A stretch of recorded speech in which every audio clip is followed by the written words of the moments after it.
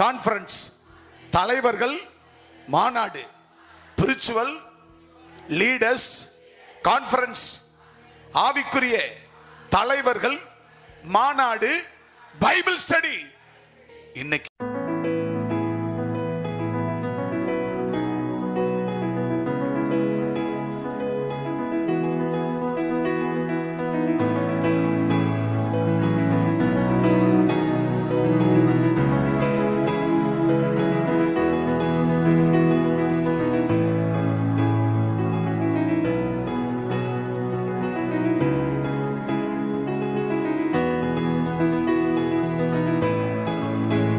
அவருடைய வருகைக்கு முன்பதாக பல சம்பவங்கள் இந்த உலகத்தில் நடைபெறும் என்று ஆண்டவர் முன்குறித்து நமக்கு சொல்லியிருக்கிறார்.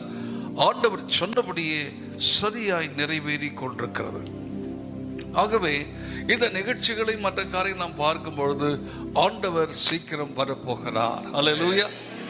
நாம் எதிர்பார்த்து கொண்டிருக்கிற நம்முடைய ஆண்டவர் சீக்கிரம் வரப்போகிறார். பாவ மன்னிப்பையும் ரட்சிப்பை பெற்றுக்கொண்ட நாம் அடுத்தபடியாக சரீர மீட்பு என்ற நிலையில டிரான்ஸ்ஃபர்மேஷன் நம்ம எல்லாம் மறுரூபமாக்கி அந்த மகிமையில கர்த்தர் கொண்டு போய் சேர்க்க போகிறார். ஹல்லேலூயா, ஹல்லேலூயா. ஆகவே நாம் எல்லாம் ரட்சிக்கப்பட்டது மாத்திரமல்ல, இது பாவ மன்னிப்பு, மீட்பு. ஆனால் அடுத்தபடியாக சரீர மீட்பு என்று ஒன்று இருக்கிறது.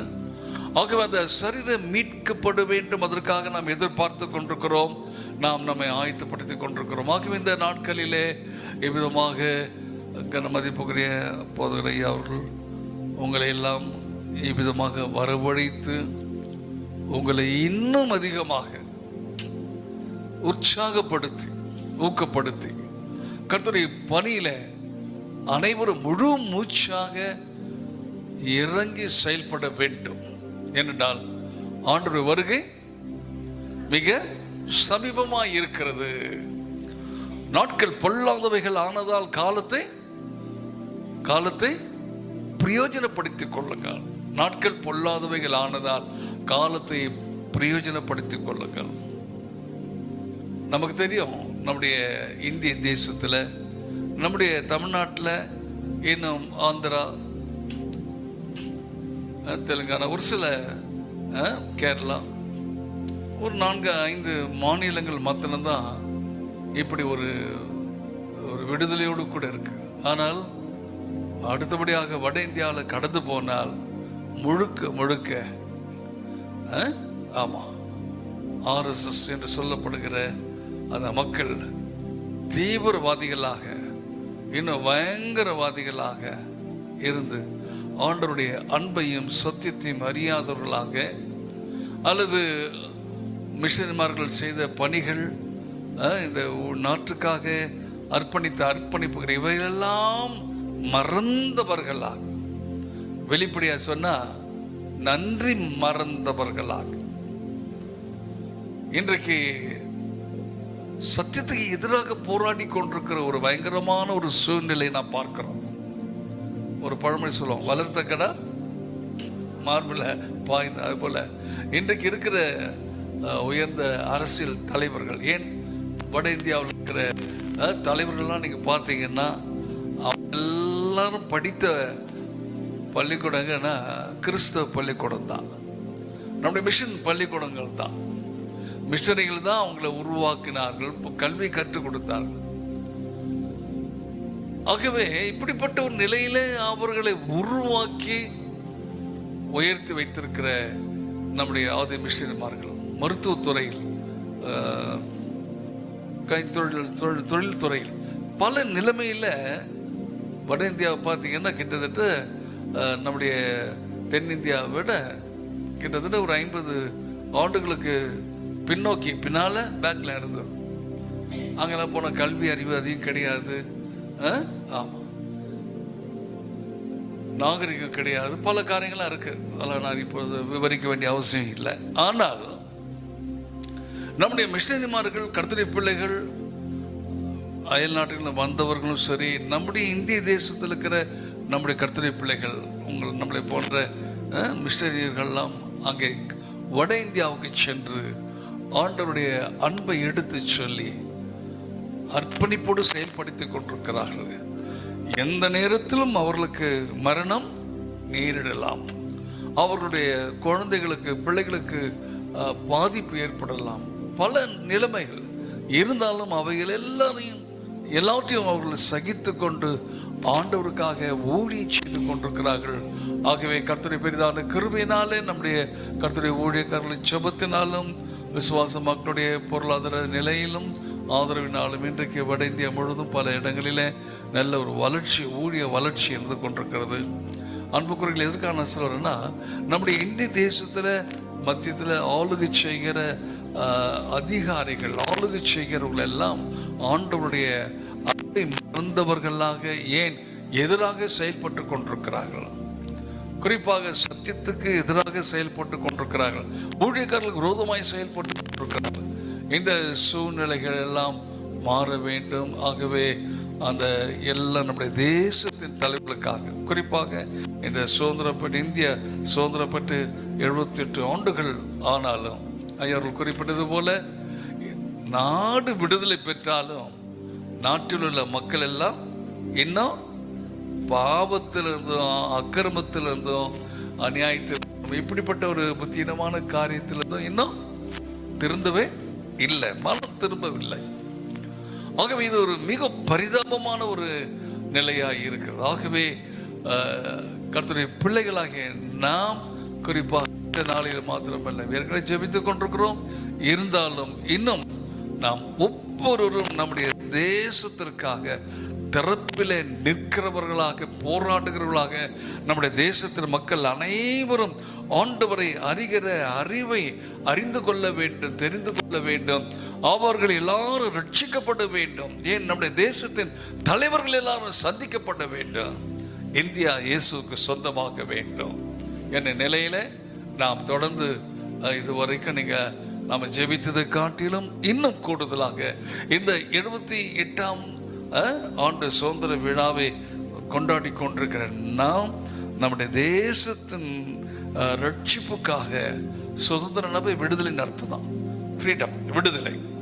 மக்கள் முழுவதுமாக சத்துருடைய கட்டுகளிலிருந்து, அடிமை தனத்திலிருந்து விடுவிக்கப்படத்தக்கதாக நீங்களும் நானும் கண்டிப்பாக போராடி இதுவரைக்கும் செபித்ததை காட்டியில் இன்னும் கூடுதலாக நாம் செபிக்க வேண்டும். எத்தனை பேர் ஆமென் சொல்றீங்க? இன்னைக்கு ஒரு தீர்மானம் எடுத்துக்கொள்வோம். இன்று முதல், from today, இன்று முதல், அதாவது இதுவரைக்கும் நான் செபித்ததை காட்டிலும் என்னுடைய தேசத்துக்காக, என் தேசத்தின் மக்களுக்காக, எங்கள் தேசத்தின் தலைவர்களுக்காக செபித்ததை காட்டிலும் இன்னும் கூடுதலாக. அன்றைக்கு எஸ்தர் ராஜாத்தி சொன்னாங்க, நான் செத்தாலும் சாகிறேன் என்று சொல்லி தன்னுடைய ஜனத்தினுடைய பாதுகாப்புக்காக 3 தினங்களாக உபவாசித்து போராடி செபித்தார்கள். நடந்த சமயம் என்ன தெரியல, காரியம் மாறுதலாய் முடிந்தது. ஹல்லேலூயா.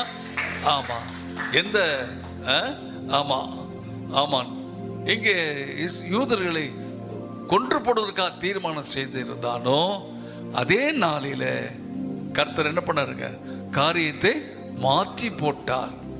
காரணம் என்னன்னா, எஸ்தர் ராஜாத்தியும் அவருடைய தோழிகளும், ஏன் அங்குள்ள விசுவாச மக்களும் 3 நாட்களாக போராடி உபவாசித்து செபித்ததனால கர்த்தர் காரியத்தை மாற்றி போட்டார். ஹல்லேலூயா. இன்றைக்கும் ஆண்டவர் அன்றைக்கு மாத்திரமல்ல, இன்றைக்கும் நம்முடைய தேவன் நம்மோடு கூட இருக்கிறார். ஹல்லேலூயா, ஹல்லேலூயா. நம்முடைய ஆண்டவர் ஜீவிக்கிற ஆண்டவர், is living God. Is not only loving God and living God. அவர் நம்ம நேசிக்கிறது மாத்திரமல்ல, இன்றைக்கும் ஜீவனோடு இருக்கிறார். வேதம் சொல்கிறது, கர்த்தர் ஜீவனுள்ளவர், அவர் ஜீவனுள்ள தேவன். கர்த்தரோ மெய்யான தேவன். கர்த்தரோ மெய்யான தெய்வம். நல்லா கவனிங்க, கர்த்தரோ மெய்யான தெய்வம் அப்படி சொன்னா அதுல ஒரு இன்னொரு சத்தியம், மறைப்பொருள் மறைந்திருக்கிறது. கண்டுபிடிச்சீங்களா? கர்த்தரோ மெய்யான தெய்வம் அப்படின்னா என்ன அர்த்தம்? கர்த்தர் தான் மெய்யான தெய்வம். அப்போ மற்றவங்கள என்னாச்சு? ஐயா உங்க நோட் புக் எங்க ஐயா? நோட் புக் கொடுக்கல உங்களுக்கு? ஐயா நோட் புக் கொடுத்துருக்கியா? சில பாயிண்ட் ஒரு 10 டைரி. Right, okay. ஒரு 10 டைரி எடுத்துட்டு வா சீக்கிரம். கர்த்தரோ மெய்யான தெய்வம் சொன்னா அதுல இன்னொரு பொருள் அடங்கி இருக்குன்னு சொன்னேன். என்னது? மறைஞ்சு இருக்கிறது. என்னது சொல்லுங்க, ஃப்ரீயா சொல்லுங்க. ஐயா சொல்ற பிரசங்கம் இல்லையா, டீச்சிங் தான். நம்ம டீச்சிங்ல போவோம். கண்டுபிடிச்சிங்களா? வெரி சிம்பிள் தான். உங்களுக்கு என்ன உங்க மனசுலயே இருக்கு. நான் சொன்னா அதுக்கப்புறம் இது எனக்கு தெரியும் அப்படி சொல்லுவீங்க. சொல்லுவோம். என்ன? கர்த்தரோ மெய்யான தெய்வம் அப்படி சொன்ன என்ன அர்த்தம்? ஏமா யாரும் அவர் மட்டும்தான் தெய்வம். ஓகே, அப்புறம் வேற யாரும் சொன்னீங்க? அவர் மட்டும்தான் தெய்வம். ரைட், ஓகே, அதான் உண்மை, ஃபேக்ட். வேற? கர்த்தரோ மெய்யான தெய்வம் is only true God. அவர் தாங்க உண்மையான தெய்வம். அப்படி சொல்லும் போது உங்களுக்கு மனசுல வந்திருக்குமே இன்னொன்னு. இப்ப வந்துடும் மனசுல. என்னது? மற்றவைகள் எல்லாம் பொய்யான தெய்வம். ஆமென், ஹல்லேலூயா, ஹல்லேலூயா. அதான் உண்மை. கர்த்தரோ மெய்யா, வேதம் அப்படியே சொல்லு. எரேமியா 10:10 வாசிச்சீங்கன்னா கர்த்தரோ மெய்யான தெய்வம். நீங்க நோட் பண்ணி வச்சுங்க. எரேமியா 10:10. சப்ஜெக்ட் வேற, இது ஜஸ்ட் ஒரு இன்ட்ரடக்ஷன் தான், ஒரு முகவரை தான். ஆனால் அந்த குறித்த நேரத்தில் நான் முடிச்சிடுவோம். முதலாவதாக நான் ஐயாவை அதிகமாய் வாழ்த்துகிறதுல மிகுந்த மகிழ்ச்சி அடைகிறேன். முதல்ல அது வாழ்த்திருக்கணும். இருந்தாலும் சில முகவரைகளை சொல்லிட்டு அதுக்கப்புறம் கிரீட்டிங்ஸ்க்காக யோசித்தேன். இந்த அளவுக்கு உங்கள் அனைவரையும் உற்சாகப்படுத்தி ஊக்கப்படுத்தி கர்த்தருடைய பணியில வழிநடத்த வேண்டும் என்கிறதான ஒரு பெரிய ஆத்தும பாரம், உங்களை குறித்துதான ஒரு பாரம், ஒரு கரிசனை அவருக்குள்ள சொல்லுங்க, நீ சொல்லுங்களேன். அவருக்குள்ள இருக்கிறது மாத்திரம் இல்ல, இன்னும் அதோட கொஞ்சம் நிறைந்திருக்கிறது. அவருடைய மனசுல என்ன இருக்குது? நிறைஞ்சிருக்கு. என்ன? எப்படியாக நம்முடைய சபையின் மக்கள், நம்முடைய சகோதர சகோதரிகள் ஒவ்வொருவரும் கர்த்தருடைய ஊழியத்தை செய்கிற ஊழியக்காரர்களாக விளங்கலாம். முடிந்தால் என்னை போல, என்னை விட அதிகமாக அவர்கள் ஊழியம் செய்ய வேண்டும் என்கிற அந்த ஒரு தரிசனத்தோடு இருக்கிறார். ஒரு பழமொழி சொல்லுவாங்க, தாய் 8 அடினா குட்டி 16 அடி தான். அது போல ஐயா அவர்கள் இந்த அளவுக்கு உங்களை உற்சாகப்படுத்தி கொண்டிருக்கிறார் என்று சொன்னால், நீங்கள் உருவாக்கப்பட்டு கொண்டிருக்க நீங்கள் அனைவரும் என்ன செய்யணும்?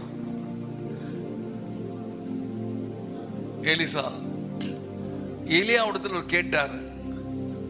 எலியா எடுத்துக்கொள்ளப்படுகிற வேளையில, என்னப்பா எலிசா, என் கூடவே இருந்து எனக்காக நீ ரொம்ப சேவை செய்த, நன்றி. நான் உனக்கு என்ன பதில் என்ன செய்யணும் தெரியல.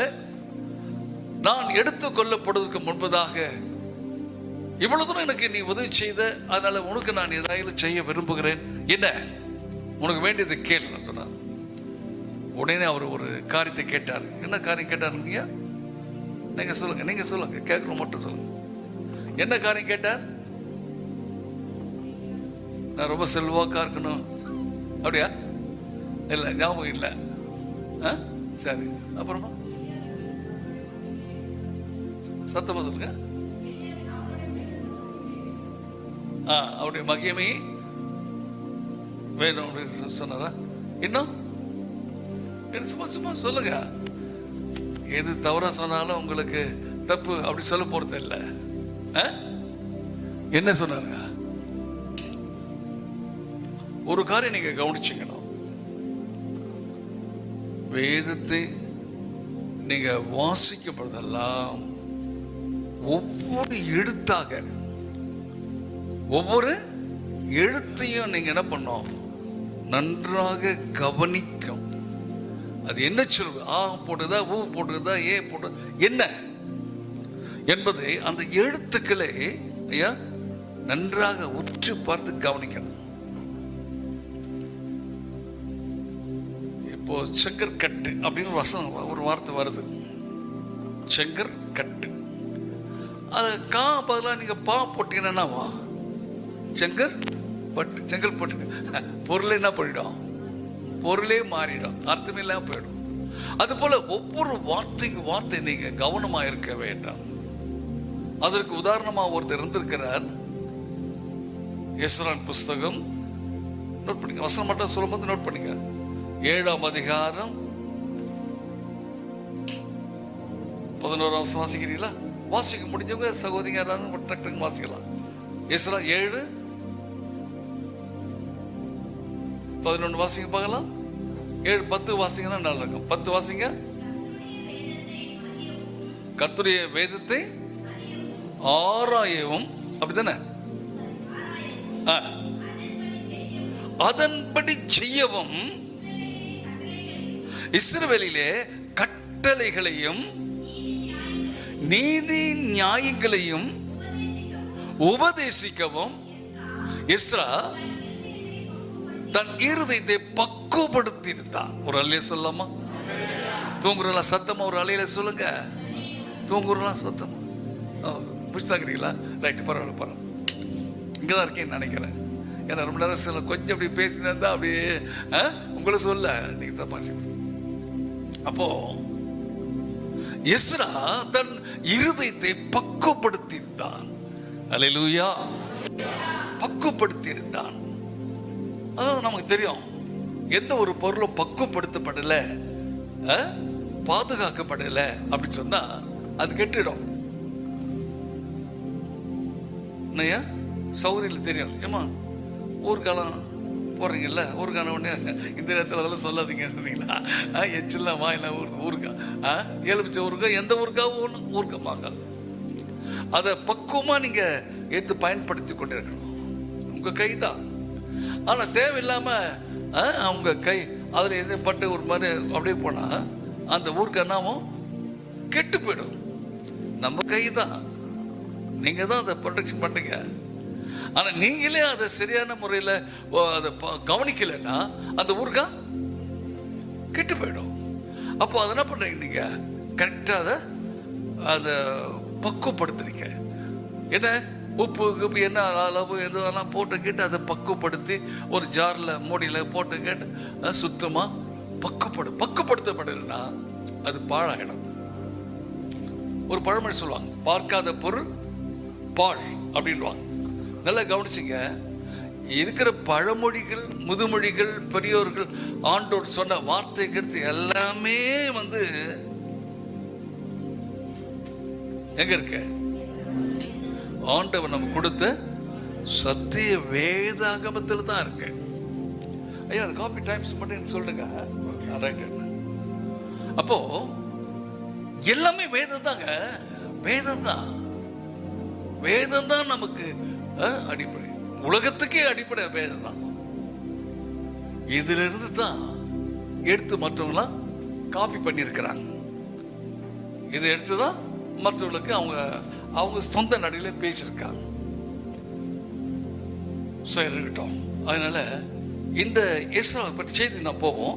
எஸ்ரா 7:10 என்ன வாசித்தனா, தன் இருதயத்தை பக்குவப்படுத்தி இருந்தான். எப்படி பக்குவப்படுத்தி இருந்தான்? திரும்ப அந்த வசனத்தை சத்தமா வாசிங்கம்மா. வாசிக்கிறீங்களா? ஆராய்ந்து பார்க்க வேண்டும். ஆராய்ச்சி செய்யணுமா? ஆராய்ச்சின்னா என்ன அர்த்தம்? இந்த அதிகாரத்தில் இப்படி சொல்லப்பட்டிருக்கிறதா? சரி, அந்த புஸ்தகத்திலும் இதே போல அன்பு பற்றி அங்கே வருது. அங்கே போதா அப்போ யோவான்ல அங்கேயும் கூட இந்த அன்பை பற்றி சொல்ல அப்படி சொல்லி. இப்போ உதாரணமாக அன்பை பற்றி நீங்கள் வாசித்தீங்கன்னா அல்லது கீழ்ப்படுதல் பற்றி நீங்கள் பார்த்தீங்கன்னா இந்த கீழ்ப்படுதல் எங்கெங்கே வருது என்பதை அப்படியே ரெஃபரன்ஸ், அப்படியே செயின் ரெஃபரன்ஸ் சொல்லுவாங்க. அப்படியே செயின் போல கோர்வையாக போயிட்டே இருக்கும் செய்தி. வேதத்தில் அப்படிதான் இருக்கு. கர்த்தருடைய வேதத்தை நாம் என்ன செய்யணுமா? படிக்கிறது மட்டும் இல்லைம்மா சகோதரி, படிக்கிறது வேற, ஆனா இங்க என்ன சொல்லப்பட்டிருக்குது? ஆராய்ந்து பார்க்கணும். காரியங்கள் இப்படியா இருக்கிறதுன்னு சொல்லி ஆராய்ந்து பார்த்த பெரியா என்று அழைக்கிற அந்த சபையின் மக்களை பார்த்தீங்கன்னா நல்ல குணசாலிகளாக இருந்தாங்க. அல்லேலூயா. வேதத்தை யாரு நேசிக்கிறாங்களோ, வாசிக்கிறாங்களோ, தியானிக்கிறாங்களோ அவங்கள பார்த்தீங்கன்னா ஆமாம் சூப்பர் ஆயிடுவாங்க. அல்லேலூயா. ரொம்ப பிரில்லியன்ட் ஆயிடுவாங்க. அவங்கள போல ஞானவான்கள் இந்த உலகத்தில் இருக்க முடியாதுங்க, இருக்க முடியாது. சங்கீதம் 119, 98, 99 இன்னொரு 3 வசனங்களை ஒவ்வொருத்தரும் தனியாக வாசிக்கலாம். சங்கீதம் 119, 98 ஒருத்தர் வாசிங்க. நீர் நான் ஒருத்தர் சௌகரி வாசிக்கும் போது மற்றவங்க தேவைப்பட்ட மைக் கூட வச்சுங்கம்மா. நீங்க ஆமாம் எல்லாருமே காதில் கேட்கலாம்ல. ஏன் மைக் வாசிங்கனால ரைட் ரைட் சௌகரி வாசிக்கும் போது நான் தேவைப்பட்ட நான் சொல்றேன். நீர் உம்முடைய கற்பனைகளை கொண்டு, கற்பனைகளா வேத வசனங்களை கொண்டு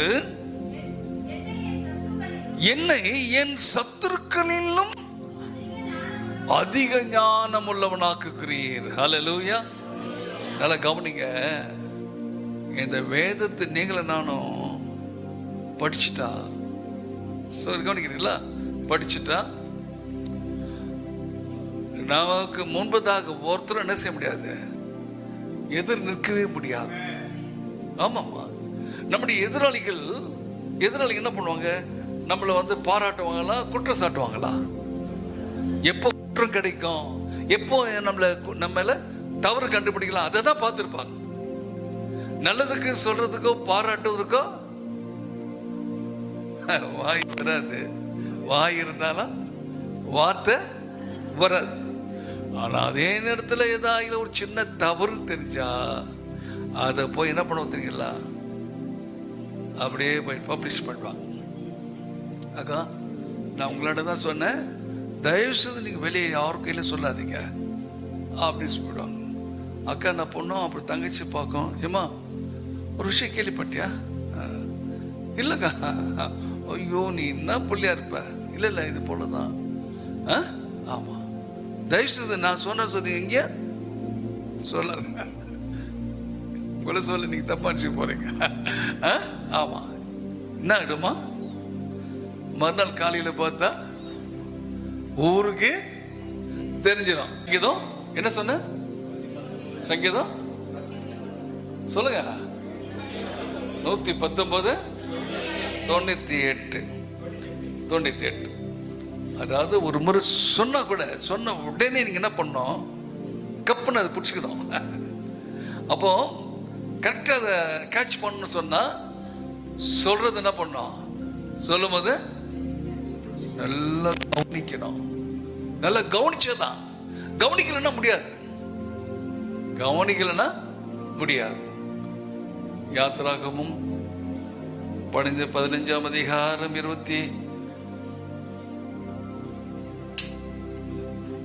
21 வாசிக்கிறீங்களா? யாத்திரா 15, யாத்திராகம் 26 கூட வாசிக்கலாம். யாத்திராகம், ஆதியாகம், யாத்திராகம்.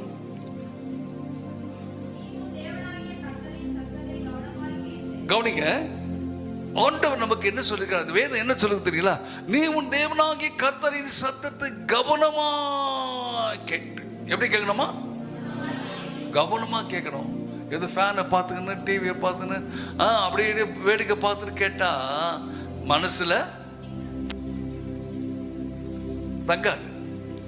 நீ உன் தேவனாகிய கர்த்தரின் சத்தத்தை கவனமா கேட்டு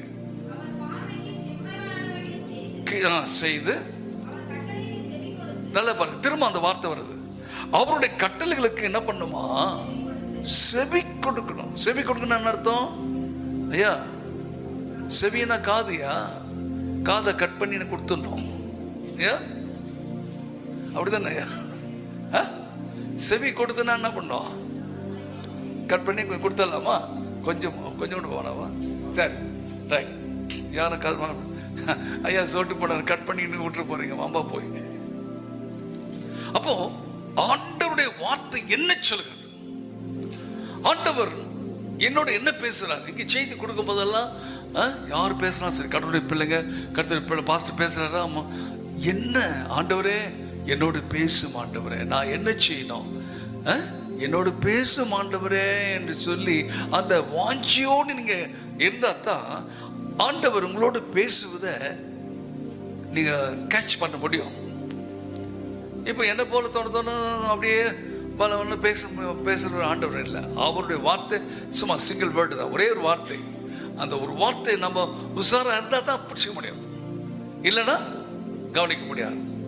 அது மாத்திரமில்லை, அதில் திரும்பவும் வசந்த வாசனை நேரம் இல்லை. சப்ஜெக்ட் நீ உன் தெய்வனாகி கர்த்தரின் சத்தத்தை கேட்கறது மாத்திரம் நன்றாய் கவனித்து. கவனிக்கிறதுல எப்படி கவனிக்கணுமா, நன்றாய் கவனித்து. அது மட்டும் நீங்க தேவைப்பட்ட அந்த கோட் வேர்டு சொல்லுவாங்க, அந்த வேர்டு அது மட்டும் சும்மா நோட் பண்ணிக்கலாம். நன்றாய் கவனித்து. சத்தத்தை கேட்டு மாத்திரம் இல்லை, அது என்ன பண்ணுமா, நன்றாய் கவனிக்கணும். எப்படி கவனிக்கணும், நன்றாய் கவனிக்கணும். யாராகிலும் ஏதாவது சொன்னா மாத்திரம் என்ன சொல்றாங்க காது கொடுத்துனா அப்படியே கேட்கணும். நம்மளை பற்றி ஏதாவது சொல்றாங்களா, கவனமா கேட்கிறோமா இல்லையாமா? அப்போ அதுக்கெல்லாம் நம்ம செவி கொடுத்து என்ன சொல்றாங்க கவனிக்கிறோமே. அப்போ பிரசங்கம் பண்ணும்போது, கடவுளுடைய வார்த்தை கேட்கும் போது, ஜெபம், அது ஏன் கடவுளுடைய வார்த்தைக்கு நம்ம அவ்வளோ செவி கொடுக்க மாட்டோம்? என்ன விஷயம்னா, தப்பா நினைச்சக்கூடாது, மனசுல தேவனுக்கு பயப்படுகிற பயம் இல்லை, அவ்வளவுதான். சுருக்கமா சொன்னா, தேவனுக்கு பயப்படுகிற அந்த பயம் இருந்தா யாராவது எக்கன்னு எதாவது பேசி போட்டோம், ஆண்டவரே என்னோடு பேசுங்கப்பா என்று கர்த்தருடைய வார்த்தைக்கு மாத்திரம் நம்ம செவி கொடுப்போம். சரி, ஆகினால இப்போ செய்தி வேற இருக்கு. அப்ப என்னன்னா, எஸ்ராவை பற்றி வேதம் சொல்கிறது, தன் இருதயத்தை பக்குவப்படுத்தியிருந்தான். நீதி நியாயங்கள் வேதத்தை ஆராய்ந்து பார்க்கணுமா. நீங்களும் நானும் நல்ல குணசாலிகளாக, நல்ல பண்புள்ளவர்களாக, பாசம் நிறைந்தவர்களாக, நற்குணசாலிகளாக, பரிசுத்தவான்களாக மாறணும், ஆண்டவருக்கு பிரியமானவர்களாக மாறணும் சொன்னா அவருடைய வார்த்தைகள் தான். இது யாருடைய வார்த்தைங்க? கர்த்தருடைய வார்த்தைகள். கர்த்தர் எப்படி இருக்கிறாரு? ஆவியா இருக்கிறார். ஆவியா இருக்கிற தேவன். யோவான் 1:1 என்ன சொல்லுகிறது? மனப்பாடமா சொல்லுங்க பார்க்கலாம். யோவான் 1:1 மனப்பாடமா யாராவது சொல்லுங்க.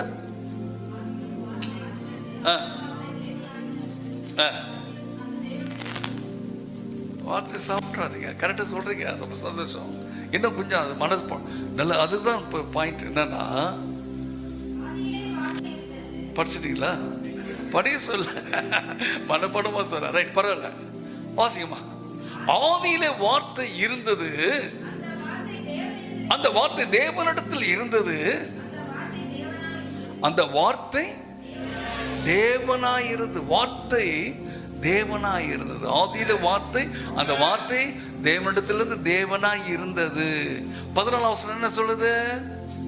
14ஆம் வசனம், அந்த வார்த்தை மாம்சமாகி கிருபையினாலும் சத்தியத்தினாலும் நிறைந்தவராய் நமக்குள்ளே. யாரு? இயேசுப்பா தான். ஹல்லேலூயா, இயேசுதான்.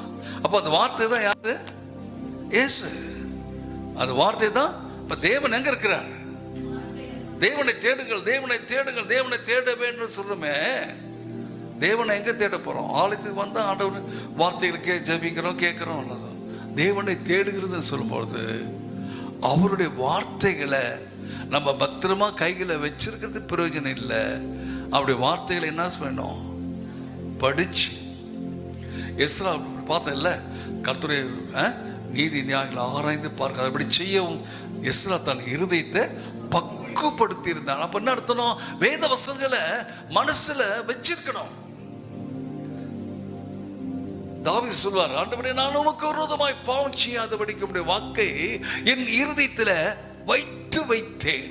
வைத்து வைத்தேன் அர்த்தம்? உங்க பேர் தெரியல, பேக்ல. வைத்து வைத்தேன் அப்படின்னு என்ன அர்த்தம்?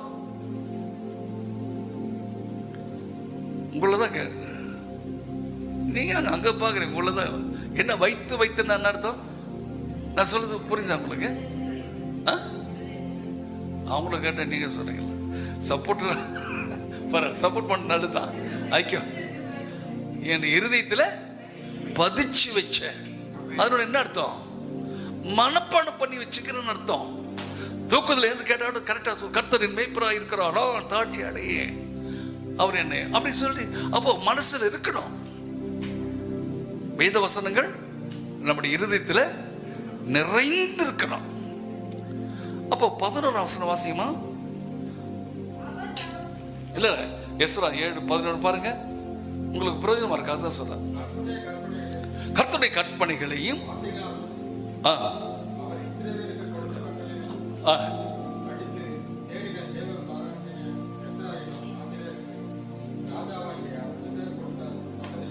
இல்ல 11 வருஷம் தானே வாசிக்கிறீங்க. கொஞ்சம் அப்படியே அவசரம், ரொம்ப பாஸ்டா போவேன்னா கொஞ்சம் ரைட் வாசிங்க. கர்த்தருடைய கற்பனைகளின் வார்த்தைகள். நான் முன்னே உங்களுக்கு சொன்னேன், படிக்கும் போதே என்ன பண்ணுமா, என்ன வார்த்தை, வார்த்தைக்கு வார்த்தை, வார்த்தைக்கு வார்த்தை. வார்த்தை என்ன சொல்லுது? கர்த்தருடைய கற்பனைகளின் வார்த்தைகளிலும் வாசிமா, அவர் கட்டளைகளிலும் என்னவா, சத்தமா வாசிமா, பயப்படாம வாசிமா, என்னவா, படித்து தேறின. நல்லா கவனிங்க, எப்ப தேர்ச்சி பெற முடியும்? படிச்சாதான் தேர்ச்சி பெறும். நம்ம பசங்க இருக்காங்க, பிள்ளைங்க டே படுறான்றாங்க பெற்றோருங்க. நான் தான் படிக்கல, நீயாவது படிச்சு முன்னுக்கு வாடா, படிடா படினா. ஏன்னா அவங்களுக்கு படிக்க தெரியாது, அவங்க என்ன பண்றாங்க, நீ உட்காந்து படிப்பா. இவன் புத்தகத்தையே திறக்கிறது இல்லை. புத்தகத்தை திறந்து பார்த்தா தானே, ஓ இந்த சப்ஜெக்டா இந்த சப்ஜெக்டா, புஸ்தகத்தையே திறக்கிறது இல்லை. எப்படி? அப்போ படித்து தேறின. அப்போ படிச்சாதான் தேர்ச்சி. ஹல்லேலூயா. படிச்சதாங்க பாஸ் பண்ண முடியும். படிக்காம பாஸ் பண்ண முடியுமா? முடியாது. படிக்காம பாஸ் பண்ண முடியாது. நீ பாஸ் பண்ணணும்னு சொன்னா கண்டிப்பா படிச்சாகும். இந்த உலகத்தில் இருக்கிற போராட்டங்களையும் உபத்திரங்களையும் பிரச்சனைகளையும் சத்துருடைய சதி திட்டங்களை எல்லாம் நீங்க மேற்கொள்ள வேண்டும். பிசாசு யாருன்னா நம்முடைய எதிராளி. இவனை விழுங்கலாமோ என்று வகை தேடி சுற்றி இருக்கிற வஞ்சகன். வேதம் சொல்லுது, அவன் மோச போக்குகிறவன், ஏமாற்றுக்காரங்க, ஏமாற்றுக்காரன். ஏமால பார்த்து, ஹலோ ஏமால், யூ ஆர் வெரி பியூட்டிஃபுல் அப்படி ஏதோ ஒரு வார்த்தை சொல்லிட்டான். அந்த மாதிரி பண்ண அப்படியே கொஞ்சம் அப்படியே என்ன பண்ண, இவ்வளவு புகழ்ந்து பேசுறாரு, அப்படியே கொஞ்சம் மயக்காது சார், இவ்வளவு நம்மள புகழ்ந்து. அவன் ஏன் எதுக்கு இப்படி புகழறான்னு சொல்லி ஏவாளுக்கு விஷயம் தெரியாது. அப்புறம் தான் சார் ஒரு கொக்கி போடுறான். தேவன் ஏதாயிலும் உங்களுக்கு சொன்னாரா? ஆமாம்மா சொன்னார், இந்த பழத்தெல்லாம் சாப்பிடலாம், இது சாப்பிடக்கூடாது சொல்லுகிறார், சாப்பிட்ட செத்துன்னு சொல்லுகிறார், அப்படி இப்படி. சில சகோதரிங்க இருக்காங்க, என்னம்மா நல்லா இருக்கிறீங்களா? நல்லா தான் இருக்கிறேன். ஏம்மா அப்படி சொல்ற? ஆமா ஐயா எப்படிங்கிறாரு, ஐயா எப்படிங்கிறாரு கேட்டா போதும். அது ஏங்க கேட்குறீங்க, அவரை பற்றி கேட்க விடுங்க. எப்படிங்கிற நல்லா இருக்கிறான்னு சொல்லிட்டு போ. கேட்டது இவங்க என்ன பண்றாங்க தெரியல, வருங்காலத்தில் வர போற சகோதர வாலி பிள்ளைகளை நீங்க கூட அவரை பற்றி இல்லாத போலாதெல்லாம் சொல்ல மாட்டீங்களா? அப்படியே சும்மா யாரு அவங்க வீட்டுக்காரர் தான். அண்ணாந்து பார்த்து துப்புனா எங்க வந்து விடும்? என் மனதான் விடும். ஆனா என்ன பண்றாங்க அவங்க, எங்க வீட்டு அப்படி அப்படின்னு குறை சொல்ல ஆரம்பிச்சிடறாங்க. சரி, அதனால சில விபரீதங்களா இருக்குது, அங்கெல்லாம் போக வேண்டாம், சப்ஜெக்ட் அது மாறிடும். அதனால சில விபரீதங்கள், பிரச்சனை, வேற பிரச்சனைகள் ரூட்டே மாறிடுது. அவங்க வாழ்க்கை லைஃப் பிரச்சனை எவ்வளவு பாதிக்கப்படுது, அதெல்லாம் பல பிரச்சனை. என்ன விஷயம் தெரியாது. வசனம் என்ன தெரியுங்களா? எத்தனை முறை வாசித்தாலும் தீமோத்தேயு எழுதுவார், பவுல் எழுதுவார் பெண்களை பற்றி, சகோதரிகளை பற்றி. உணராத வேத வசனத்தை உணராத பெண் பிள்ளைகள், அன்பு பெண் பிள்ளைகளே உங்களதான் கவனிங்க. எத்தனை முறை வாசித்தாலும் ஐ டோன்ட் பிளேம், நான் குறை சொல்ல வரல. எத்தனை முறை முறை வாசித்தாலும் சரி, எத்தனை கேட்டாலும் சரி, அதை புரிஞ்சுக்கிறது கிடையாது, விளங்கிறது கிடையாது, மனசுல பதிச்சு வச்சுக்கிறது கிடையாது. மந்தமா ஏதோ ஒரு கடமை, ஆத்திரம் தோத்திரம், கதையை முடியா சீக்கிரம் ஏதோ சொல்லிட்டு போங்க, பார்த்தா ஏதோ பேசிக்கிறீங்க. அப்படி மிக கவனமாக எச்சரிக்கையா இருக்க வேண்டும். இந்த எஸ்ராவை பற்றிய வேதம் சொல்கிறது, வார்த்தைகளிலும் கற்பனைகளிலும் என்ன செய்தானமா படித்து தேறின வேதபாரனாகி எஸ்ரா. ரைட், படித்து தேர்ச்சி பெற்றவன். அதனால அவனுக்கு என்ன, பைபிள் படிச்சதுனால வார்த்தைக்கு வார்த்தை படிச்சானா, வார்த்தை என்ன சொல்றது, இந்த வார்த்தை என்ன சொல்றது, இந்த வார்த்தை என்ன சொல்றது, அப்படி படிச்சு ஒவ்வொரு வார்த்தைக்கு வார்த்தை, வேர்டு பை வேர்டு சொல்லுவாங்க, வார்த்தையா கவனிச்சு படிச்சதுனால அவனுக்கு என்ன பலன் கிடைச்சது சொன்னா, 6ஆம் வசனம் வாசிங்க. எஸ்ரா 7:6 நோட் பண்ணிக்க.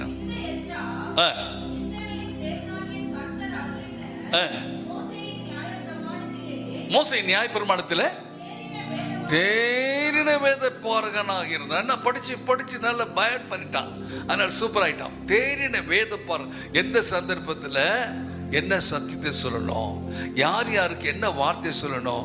இங்க ஊழியத்தில் பயிற்சி பெறும்படியா வந்திருக்கிற அன்பான பிள்ளைகளே, யார் யார் எந்த சூழ்நிலை இருக்கிறாங்க, அவங்களோட சூழ்நிலை என்ன, அவர்களுக்கு ஏற்றாற் போல வேத வசனம் என்ன சொல்கிறது, அதை பற்றியெல்லாம் தெளிவாக அவங்களுக்கு நாம் சொல்லணும். உதாரணமாக பாவத்திலே அக்கிரமத்தில் இருக்கிற மனம் திரும்பாத ஒருத்தர் இருக்கிறான், ஒரு குடிகாரனாக அவனை பார்த்து, பிரதர் கர்த்தர் உங்களை ஆசீர்வதிப்பார், நீங்கள் ரொம்ப சந்தோஷமாக இருக்க, கவலைப்படாதீங்க. யாருங்க ஐயா, ஒருத்தர் குடிகாரர் நல்லா தெரிந்து குடிச்சு தான் இருக்கிறார். அவரை பார்த்துட்டு, பிரதர் ஐயா கர்த்தர் உங்களை ஆசீர்வதிப்பார். ஆமா, அவனுக்கு கவலைப்படாதீங்க, கர்த்தர் உங்களை ஆசீர்வதிப்பார் அப்படின்னு நான் சொன்னா, அவருக்கு அவன்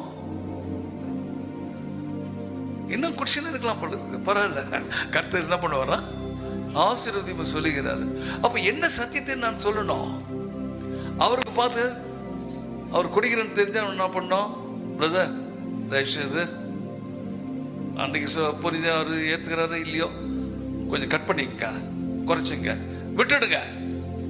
இல்லை பாவத்திலே அக்கிரமத்தை ஓடிக்கொண்டிருக்காங்க தெரியுது, சவரான பாதையில் போயினுக்கிறாங்க, அவங்கள முடிஞ்ச வரைக்கும் எவ்வளோ அன்பா சொல்ல முடியுமோ சொல்லி அவங்கள வழி திருத்துவதற்கு நாம் வழி காட்டணும், திருத்தத்தை தான் பார்க்கணும், மொழிய திருந்த வைக்கிறதுக்கு நான் முயற்சி செய்யணும். அப்போ அவங்களுக்கு ஏற்ற போல வசத்தை சொல்லணும். அப்போ ஊழியத்தில் பயிற்சி பெற வேண்டும், ஊழியம் செய்ய வேண்டும் என்று ஆயத்தப்பட்டு கொண்டிருக்கிற அன்பான சகோதரனே சகோதரி, தம்பி தங்கச்சி, கவனிங்க, கர்த்தருடைய வார்த்தை முதல்ல நீங்கள நான் நல்லா அறிஞ்சிருக்கணும். கர்த்தருடைய வார்த்தைகளை, இந்த வேதத்தை, இப்போ ஆண்டோடைய வார்த்தை என்னன்னு நமக்கு எனக்கே தெரியல, நான் எப்படி மற்றவங்க சொல்ல போறேன்? ஐயா சொல்லுங்க, பைபிள் ஆண்டோடைய வார்த்தையை பற்றி எனக்கு தெரியல, நான் மற்றவங்களுக்கு என்ன சொல்ல போறேன்? எனக்கே தெரியலையே. நான் ஸ்டடியாக இருந்தால் தானே இன்னொருத்தர் தள்ளாடுறாருன்னா பிடிச்சி ஸ்டடியாக நில்லையா அப்படி கேட்பேன். நானே தள்ளாடி நிற்கிறேன், அவருக்கு தள்ளாட பிடிச்சி நான் என்ன செய்ய முடியும்? 2 பேரும் சேர்ந்து விழ வேண்டியது தான். அப்போ அதனால நீங்களும் நானும் முதலாவதாக கவனிக்க வேண்டிய அல்லது கற்றுக்கொள்ள வேண்டிய கடைபிடிக்க வேண்டிய கட்டாயமான காரியம் கர்த்தருடைய வார்த்தையை தயவுசெய்து கவனிங்க. ஆமா, உங்களுக்கு ஆகாரம் இருக்குது இல்லையோ, நீங்க காலையில சாப்பிடுறீங்களா இல்லையோ எனக்கு தெரியாது, ஆனா வேத வசனத்தை கண்டிப்பா நீங்க வாசித்தான். You must read the Bible. இது ஆண்டவருடைய வார்த்தைங்க, கர்த்தருடைய வார்த்தை. நீங்க நல்லா ஜெபிக்கிறவங்களா இருக்கலாம், ரொம்ப சந்தோஷம். நீதிமொழியில் 29:8 நினைக்கிறேன், வாசிக்க வேண்டாம். வேதத்தை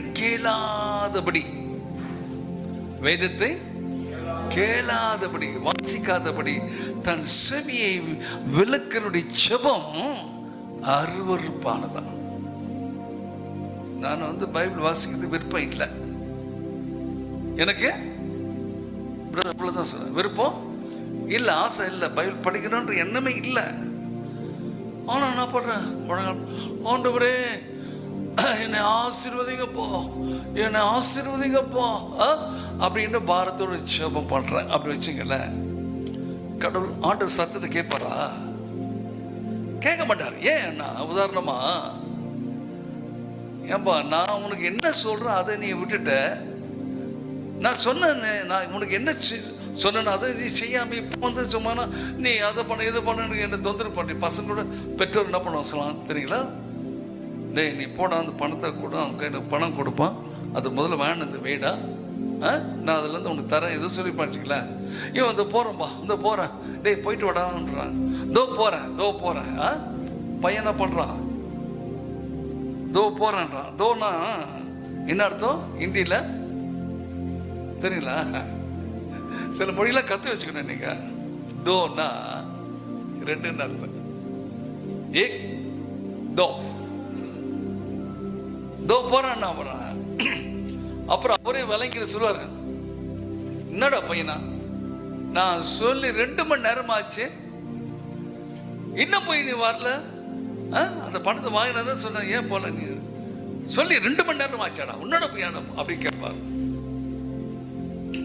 பையன் ஹிந்தியில தான் பேசிக்கிறான். தோ போறேன்னா என்ன அர்த்தம்னா 2 மணி நேரம் கழிச்சான். அதுக்கப்புறம் அவரே புரிஞ்சுக்கணும், என்னடா நான் சொல்லி 2 மணி நேரம் ஆச்சு இன்னுமாடா நீ போற. அதுக்கப்புறம் வந்து என்னடி எனக்கு அந்த பணத்தை கொடுங்க, எனக்கு வேணும் 100 ரூபாய் வேணும். நான் உனக்கு என்ன சொன்னேன்? அந்த பணத்தை வாங்கினு சொன்னேன், வாங்கினதுன்னா நான் கொடுத்துருப்பேன்ல, இப்போ எங்கேயும் இல்லை, நான் சொன்னதை நீ செய்யலையே, உனக்கு எங்கேருந்து கொடுக்குறதுப்பா? ஐ ஹவ் நோ மணி, என் கையில் இப்போ இல்லை. நான் சொன்னதை நீ செய்திருந்தேன்னா உனக்கு அந்த பணத்தை 100 ரூபாயில் 200 ரூபாய் நான் கொடுத்துருப்பேன்.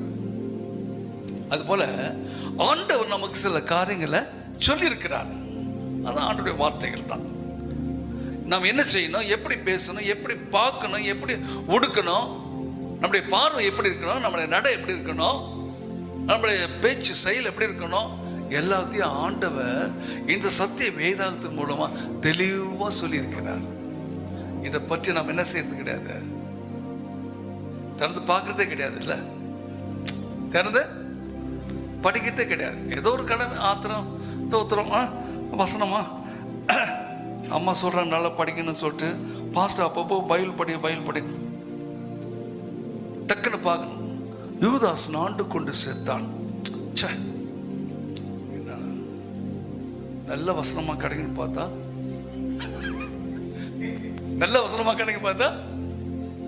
இந்த வசனம் சரியில்லை. இந்த முறை எப்படியா நல்ல வசனமான கிடைக்கணும், டக்குன்னு தந்துப்பா, நீயும் அந்தபடியை செய். என்னடா போச்சு, இதுவும் சரியில்லை. அதுக்காக தான் நான் பைபிளை வாசிக்கிறதில்ல அப்படி சொல்லி அதுக்கப்புறம் தெரியும். சரி இன்னொரு முறை ட்ரை பண்ணுவோம். பைபிள் வந்து சில ஜாதக புஸ்தகம் டக்குன்னு ஆண்டவர் நல்ல வசனமா கிடைக்கணும், செய்வதை சீக்கிரமாய் செய். அப்போ இது போல சும்மா எடுத்துக்கணும், ஏதோ நேரம் கிடைச்சா டக்குன்னு வாசிக்கலாம், அந்த சந்தர்ப்பம் கிடைச்சா வாசிக்கலாம், இல்லைன்னா இல்லை அப்படியே போனா அதனால நமக்கு ஒரு பிளஸ்ஸிங் கிடையாது. நான் சொல்ல புரிஞ்சுதாம்மா? ஏதோ ஒரு சும்மா கடமைக்காக கட்டாயத்துக்கு வாசித்தா நோ யூஸ், பிரயோஜனம் இல்லை. ஆண்டவர் என்னுடைய மகத்துவ நான் எழுதி கொடுத்துருக்கிறேன். ஆண்டவர் கொடுத்த வார்த்தைகளை தயவுசெய்து நீங்களும் நானும் படித்து தேடணும். இல்லை ஒரு வசனம் அந்த வசனம் வாசித்த முடியுமா? 6:10 வாசமே. இந்த எஸ்ரா முட்டில எஸ்ரா 6:10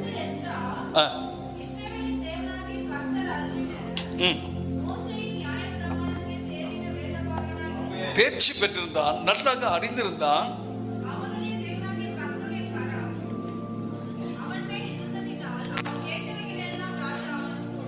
சரி அந்த கடைசி வரை திரும்ப வாசியமா? அவனுடைய தேவனாகிய கர்த்தருடைய கரம் அவன் மேல் இருந்ததினால். யாரு இப்ப யாருடைய கரம் வருது? கர்த்தருடைய கரமே அவன் மேல வந்தது. கர்த்தருடைய கரம் அவன் மேல் வந்ததினால் இருந்ததினால் அவன் கேட்டவைகளை எல்லாம் ராஜா அவனுக்கு கொடுத்தான். ஒரு அலையில சொல்லாமா? என்ன விஷயம்னா இந்த எஸ்ரா அவங்கெல்லாம் வந்து சிறைப்பட்டிருந்தாங்க, அந்நிய தேசத்தில் போயிருந்தாங்க.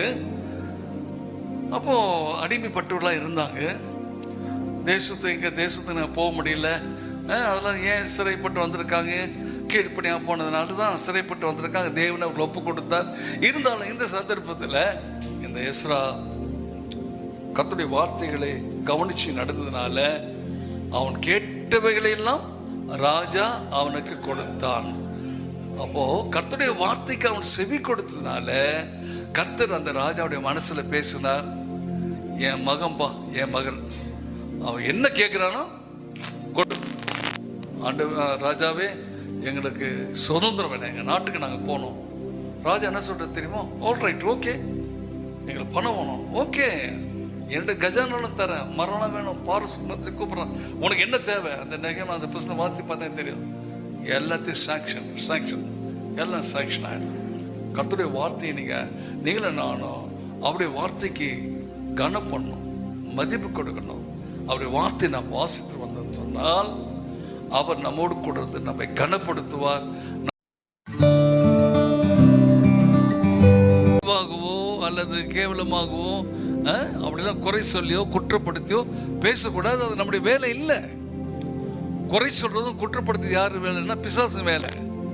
வெளிப்படுத்தி 12:10 நீங்க அப்புறம் நோட் பண்ணி வச்சுங்க. அவன் குற்றம் சாட்டுகிறவன், அவனுக்கு பேரே குற்றம் சாட்டுகிறவன். அவன் அதுக்காக தான் என்ன பண்ண, உலகம் எங்க சுற்றி திரிந்து கொண்டே இருக்கிறான்.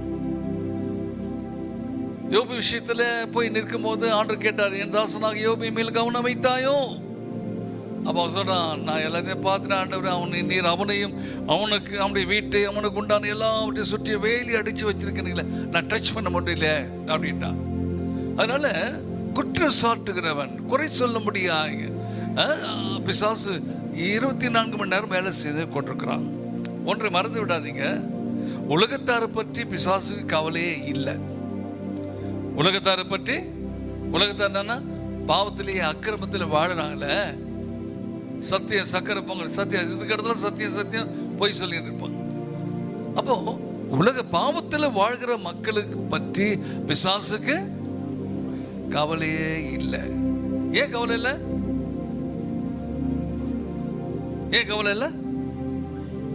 சொல்லுங்க, சத்தமா சொல்லுங்க. ஏற்கனவே அவங்க ஆட்கள் தான்.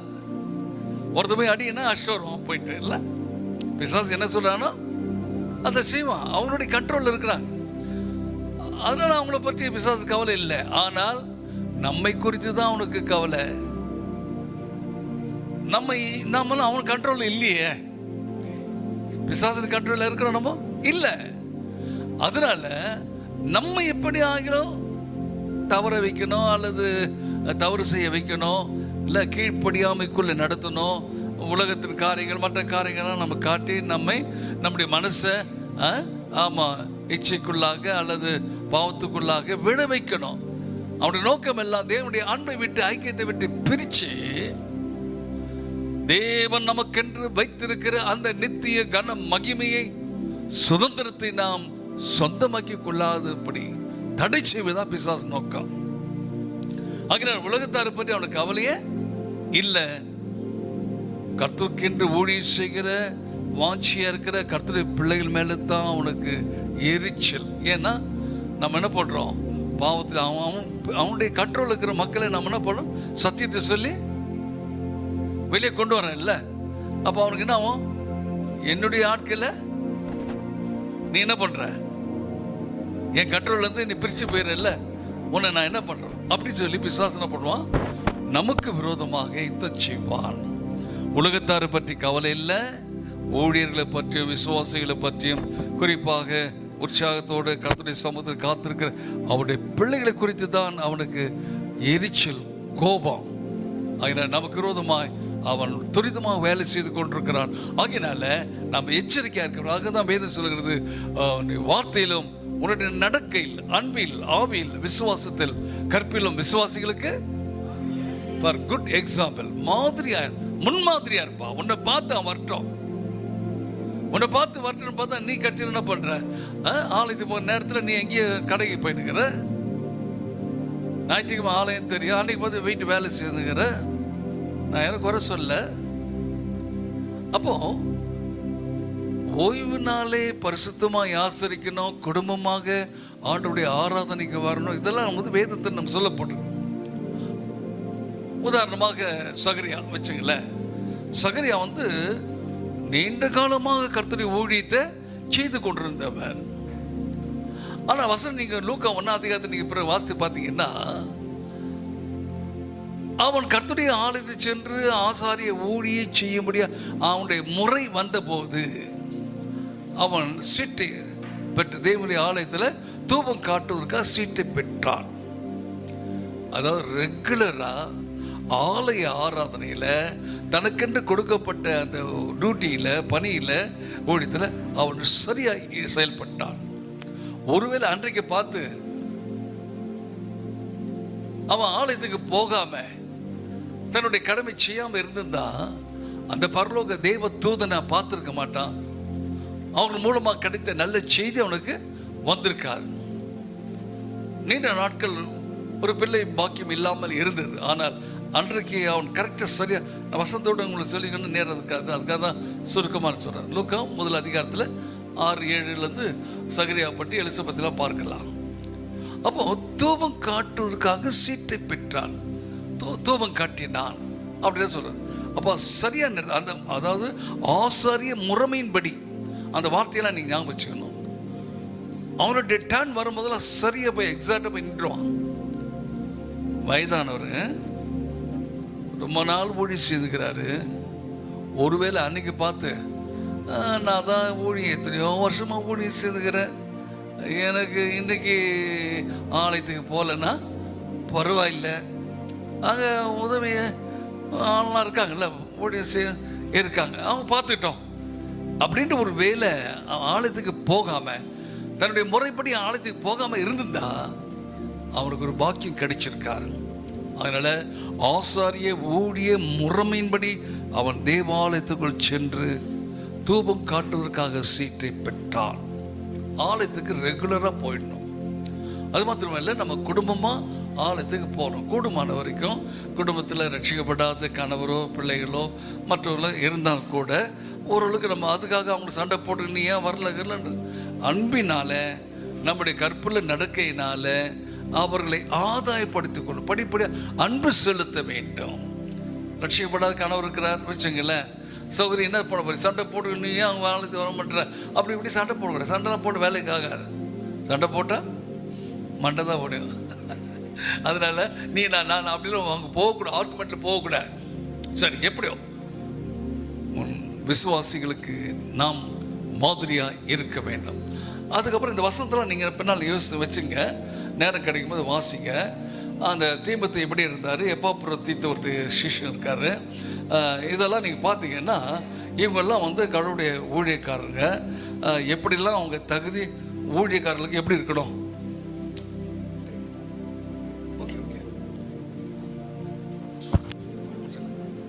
ஊழியக்காரர்கள் எப்படி இருக்கணும், என்ன அவங்களுக்கு என்ன தகுதிகள் என்பதை பற்றியெல்லாம் இந்த வசனங்கள் இருக்குது. நீங்கள் தயவுசெய்து உங்களுக்கு கொடுக்கப்பட்ட டைரியில் நோட்புக்கில் எழுதி வச்சுங்க, வீட்டில் சென்று நீங்கள் வாசிக்கலாம். இப்போ ஊழியத்தை பற்றி ஒரே 3 காரியங்கள், எப்படி ஊழியத்தை நம்ம இன்னும் அபிவிருத்தி பண்ணலாம்.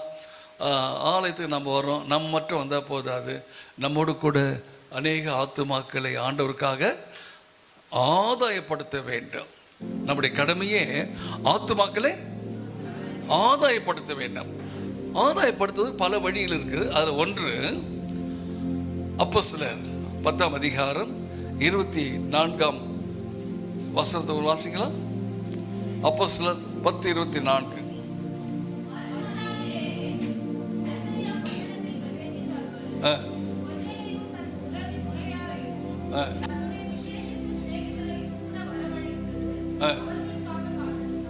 சரி, இங்க நம்ம பார்க்கிறோம்,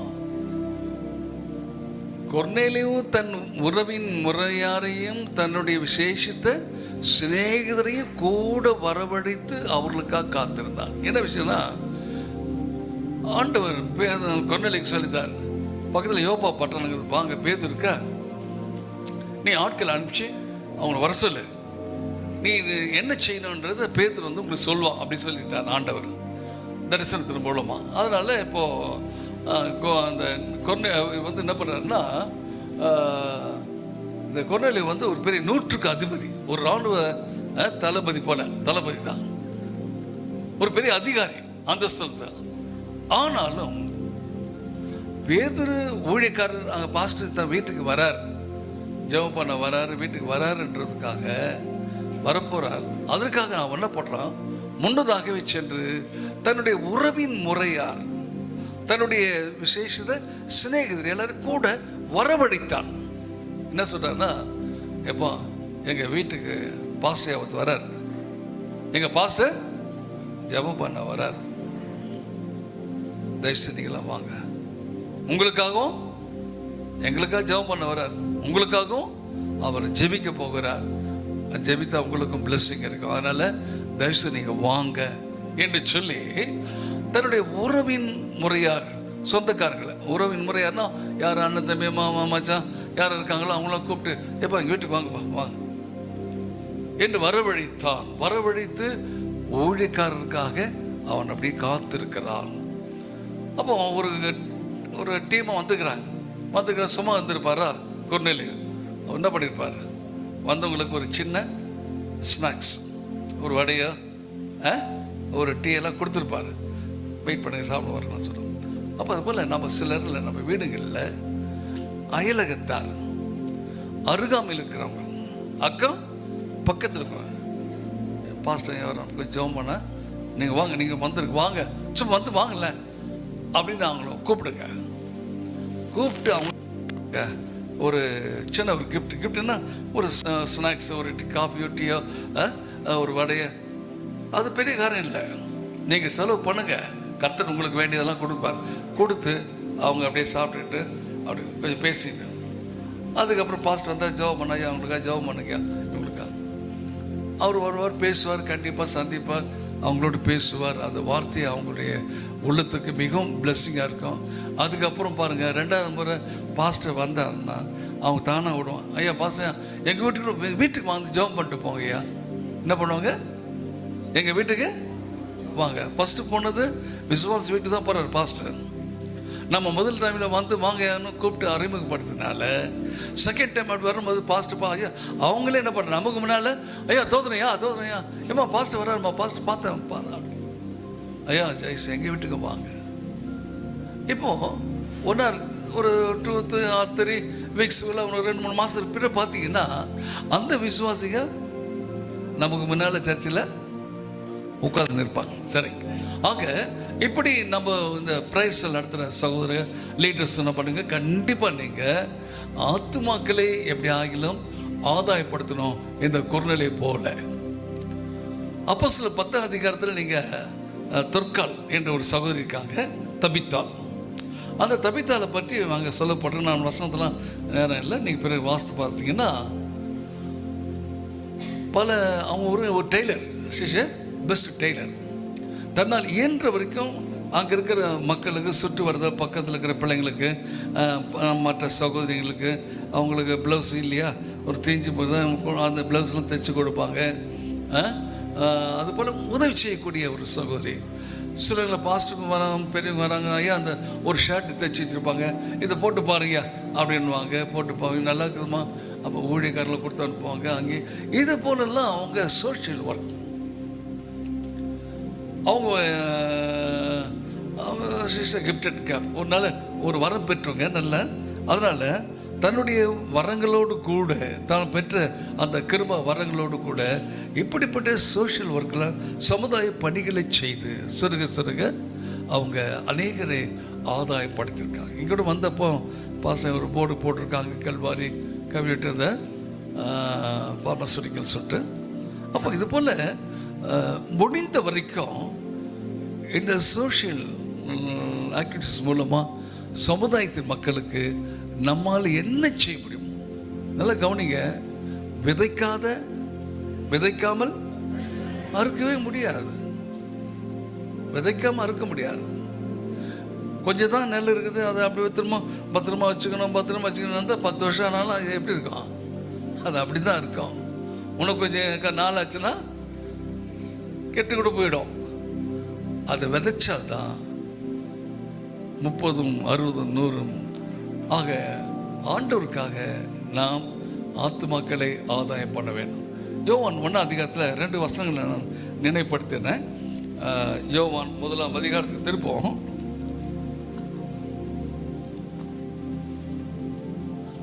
அங்கே ஆண்டவர் நடந்து போகும்போது யோவானுடைய சீஷர்கள் வராங்க. அப்போ 26ஆம் வசனத்தில் 36ஆம் வசனத்தில் நீங்கள் பார்த்தீங்கன்னா, இயேசு நடந்து போகிறதை அவன் கண்டு இதோ தேவ ஆட்டுக்குட்டி என்றான். அவன் அப்படி சொன்னதை அவன் 2 சீஷர்கள் கேட்டு இயேசுக்கு பின் சென்றார்கள். இயேசு திரும்பி அவர்களை பார்த்து, என்னப்பா என்ன தேடுறீங்க? நாங்கள் ரபி நீர் எங்கே தங்கியிருக்கிறீன்னு கேட்டாங்க. ரபி அதற்கு இயேசு என்ன சொன்ன தெரியுங்களா? 39ஆம் வசனம், அவ வந்து பாருங்க, வந்து பாருங்க, கம் அண்ட் see. ரபி போதுகிறேன், நீங்க எங்க தங்கி இருக்கீங்க? நான் அங்க தங்கி இருக்கிறேன், இங்க தங்கி, அதனால கம் அண்ட் see, வந்து பாருங்க. ஆமா. அடுத்தபடியாக நீங்க பார்த்தீங்கன்னா 40ஆம் வசனத்தை பாருங்க. யோவான் சொன்னதை கேட்டு அவருக்கு பின் சென்ற 2 பேரில் ஒருவன் சீமோன் பேதுருவின் சகோதரனாகிய அந்திரேயா. அவன் முதலாவது தன் சகோதரனாகிய சீமோனை கண்டு மேசியாவை கண்டோம் என்று சொன்னான். மேசியா என்பதற்கு அர்த்தம் கிறிஸ்துவின் அர்த்தம் இல்லையா? அப்போ 42ஆம் வசனம் சொல்கிறது, பின்பு அவனை இயேசுவினிடத்தில் கூட்டிக் கொண்டு வந்தான். இப்போ சீமோன் என்ன பண்ணுறாரு? பேதுருவை அந்திரே என்ன பண்ணுறாரு? பேதுருவை இயேசுவினிடத்தில் அழைத்து வந்தார். அதுக்கப்புறம் நீங்கள் பிறகு பார்த்தீங்கன்னா 45ஆம் வசனத்தில் பிலிப்பு என்ன பண்ணுறாரு தெரியுங்களா? நாத்தான் வேலை கண்டு நாங்கள் இயேசுவை கண்டோம் அப்படி சொல்கிறார். அப்போ பிலிப்பு விசாரிக்கிறாரு, அவர் நாத்தான் கேட்குறாரு, விசாரிக்கிறார், நன்மை உண்டாக கூடுமோ என்றார்.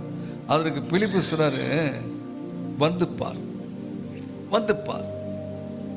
அப்போ நாத்தான் வர்றாரு. வரும்போது ஆண்டவர் சொன்னார், எப்போ நீ அத்தி மரத்தின் கீழே இருக்கும்போது நான் உன்னை கண்டேன்.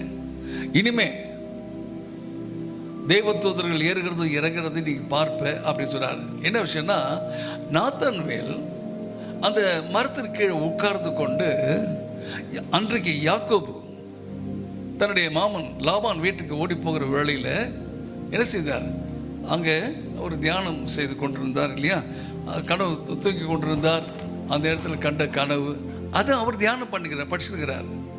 அப்போ நாத்தான்வேல் என்ன படிச்சிருந்தாரோ அதை இங்கே ஆண்டவர் என்ன பண்ணார்? நாத்தாண்ட சொல்றார், நீ இது மேலேயும் பெரிய காரியங்களை பார்ப்ப, தேவத்தூர் இறங்குறதும் ஏறுகிறதும் இறங்குறதும் நீங்கள் பார்க்கலாம்னு சொன்னார். அப்போது அவன் என்ன வாசித்தானோ தியானித்தானோ அதை அப்படியே ஆண்டவர் சொல்லிட்டார். அப்போ அவன் வியந்து போனான், ஆச்சரியப்பட்டு போனான். பிறகு 3ஆம் அதிகாரத்தை நீங்கள் பார்த்தீங்கன்னா கல்யாணம் நடந்தது. கானாவூரில் கல்யாணம் நடந்தது. யாருடைய கல்யாணம் தெரியுங்களா? நாத்தானுடைய வீட்டுடைய கல்யாணம் தான் அது. அப்போ நாத்தான் என்ன பண்ணார்னா, போதுகிறே நீங்கள் எங்கள் வீட்டில் நடைபெறுகிற இந்த கல்யாணத்திற்கு கண்டிப்பாக நீங்கள் வரணும், நீங்களும் அம்மா எல்லாம் வரணும்னு சொல்லி இயேசுவும் அவருடைய சீஷரும் அர்த்தத்தாயும் அந்த கல்யாணத்துக்கு அழைக்கப்பட்டிருந்தார்கள். யாரால? நாத்தான் வேளால தான் நீங்கள் வாங்க எங்கள் கல்யாணத்துக்கு சொல்லி ஆண்டவரை அவங்க வருந்து கேட்டுக்கொண்டாங்க. ஆண்டவர் அங்கே சென்றார். ஒரு பெரிய அற்புதம் நடந்தது இல்லை? அது முதல் அற்புதம். அதை பார்த்ததுன்னு எல்லாரும் ஆச்சரியப்பட்டாங்க. ஆண்டவருடைய நாமம் மகிமைப்பட்டது. இன்னொரு உதாரணத்தில் சொல்லி நான் விடைபெற விரும்புகிறேன். யோவான் 4ஆம் அதிகாரம் 29ஆம் வசனத்தை வாசிங்க. யோவான் 4:29, ஒருத்தர் 30. நான் செய்த எல்லாவற்றையும் ஒரு மனுஷன் எனக்கு சொன்னார், அவரை வந்து பாருங்கள், அவர் கிறிஸ்து தானோ என்று சொன்னார். இங்க 39 கூட பாருங்க. நான் செய்த எல்லாவற்றையும் எனக்கு சொன்னார் என்று சாட்சி சொன்ன அந்த வார்த்தை நிமித்தம் அந்த ஊரில் உள்ள சமாரியரில் அநேகர் அவர் மேலே விசுவாசம் உள்ளவர்களானார்கள். அல்லேலூயா. ஒரு சமாரிய ஸ்திரீ ஆண்டவரை அறியாதவர்களும், ஆனால் ஆண்டவரை அறிந்து கொண்ட பிற்பாடு, ஆண்டவர் அவருடைய வாழ்க்கையில் நடந்த சம்பவங்களை சொன்ன பிற்பாடு அவள் வியந்து போனாள். உடனே தண்ணி மொல்ல வந்தவள் தான் குடத்தை வச்சுட்டு ஊருக்குள்ளே ஓடினாள். நான் செய்த எல்லாவற்றையும் ஒரு மனுஷன் சொன்னார், கமன்சி, அவர் வந்து பாருங்கள், வந்து பாருங்கள் சொல்லி இந்த சமாரியஸ்திரி ஊருக்குள்ளே சென்று அநேகரை அழைத்து வருகிறார். ஆண்டவர்களோடு பேசினார். பிறகு நீங்க கவனிச்சீங்கன்னா, நான் செய்த எல்லாவற்றையும் ஒருவர் எனக்கு சொன்னார் என்று சாட்சி சொன்னேன். அந்த ஸ்திரீயின் வார்த்தை நிமித்தம் அந்த ஊரில் உள்ள சமாரியர்கள், சமாரியர்னா எல்லாரும் யூதர்கள் கிடையாது, கொஞ்சம் கலப்படமாக இருந்தவங்க யூதர்கள் இருந்தால், பிற இனத்தவர் இருந்தாங்க. அந்த ஊரே ரட்சிக்கப்படும் சொல்லலாம் சுருக்கமா. அந்த ஸ்திரீ பெரிய ஒரு ஊழியக்காரி இல்லை, ஆனால் நான் செய்த எல்லாவற்றையும் ஒருவருக்கு சொன்ன, வந்து பாருங்கள், வந்து பாருங்கள், வாங்க. இன்றைக்கு நீங்கள் நானும் ஒவ்வொரு நாளும் ஒரு நாளைக்கு நம்ம பக்கத்தில் இருக்கிறவங்கள மெதுவாக அவங்களுக்காக ஜெபம் பண்ணுங்க, அவங்கள மெதுவாக பேசுங்க. பேசி வருகிற ஞாயிற்றுக்கிழமை ஆலயத்துக்கு அவங்க வரணும். அதற்காக அவங்கள பக்குவமாக அப்போ பார்த்து விஷ் பண்ணி பேசி பக்குவப்படுத்தி அவங்கள, அதுக்கப்புறம் கடைசியாக ஒரு நேரத்தில் அக்காவோ தம்பியோ, தம்பி ஆலயத்துக்கு வந்து பாரு, அக்கா தேசத்துக்கு வாங்க, ஒரு நாளைக்கு வாங்க, என் கூட வாங்க, ஆலயத்துக்கு வாங்க. ஆமாம், ஆண்டவர் நமக்கு செய்த நன்மைகளை சில நேரங்களில் அவங்களோட பகிர்ந்து கொள்ளலாம். இந்த சகோதரி எப்படி ஊழி செய்தாங்க? நான் செய்த எல்லாவற்றையும் ஒருவர் எனக்கு சொன்னார் என்று சொல்லி சாட்சி சொன்னார். சாட்சியின் ஊழியம் பெரிய ஊழியம். 3 நாள் மீட்டிங் போட்டு பெரிய மீட்டிங், 70 மீட்டிங், அப்படி இப்படிலாம் பெரிய பிரசங்க செலவெல்லாம் தேவையில்லை. ஆண்டவர் நமக்கு செய்த நன்மைகளை நீங்கள் என்ன பண்ணோம் சிஸ்டர்? ஒவ்வொரு நாளும் யாராகிலும் பார்த்து என்ன பண்ணோம்? சாட்சி, ஆண்டவர் செய்த நன்மைகளை சொல்லுங்க. ரைட், இதுதான் சாட்சியின் மூலமாக ஆண்டவருடைய ஊழியத்தை செய்யலாம். ஆண்டவர் செய்த ஊழியம், பிலிப்பு செய்த ஊழியம், அப்புறம் அந்திரேயா செய்த ஊழியம், பேதுருவே அந்திரேயா தான் கொண்டு வந்தார். அப்போ வந்து பார்ப்பா, வா, கமான் சி. அதனால் அருகாம அநேக வாலிப பிள்ளைகள் நான் பார்க்குறேன். உங்களோட படிக்கிற பிள்ளைகள், உங்களோட பணியாற்றுகிற பிள்ளைகள், ஆமாம், உங்களுடைய நண்பர்கள், சகோதரிகள், அவங்களுக்கு சொல்லுங்கள், சத்தியத்தை சொல்லுங்கள். படிப்படியாக அவங்களுக்காக ஜெபம் பண்ணுங்க முதல்ல. அதுக்கப்புறம் மெதுவாக வந்து பாருங்க, ஆலயத்துக்கு வாங்க சொல்லி அவங்கள அழைத்து வாங்க. இது நம்முடைய கடமை. ஆமாம், ஆலயத்துக்கு பிறரை, அநேகரை நம்முடைய சாட்சி சொல்லி ஆலயத்துக்கு நீங்கள் அழைத்து வாருங்கள். மற்ற காரியங்கள்லாம் நாம் எப்படி இருக்கணும், நம்முடைய ஊழியக்காரனை எப்படி முன்மாதிரியாக இருக்கணும், நம்முடைய தகுதிகள்லாம் சில காரியம் இருக்குது. அதெல்லாம் நீங்கள் இந்த மேற்கண்ட சில வசனங்கள் இருக்குது, இதெல்லாம் நீங்கள் என்ன பண்ணுங்க வச்சுங்க. ஒரே ஒரு சின்ன பாடலை பாடிட்டு விடைக்கு பிறகு உன்னத பாட்டின் புஸ்தகம் அப்படி திருப்பி வச்சுங்க. வசனம் தான் நான் யோசிக்க போட்டுருவோம், ஸ்க்ரீனில் போடுங்க.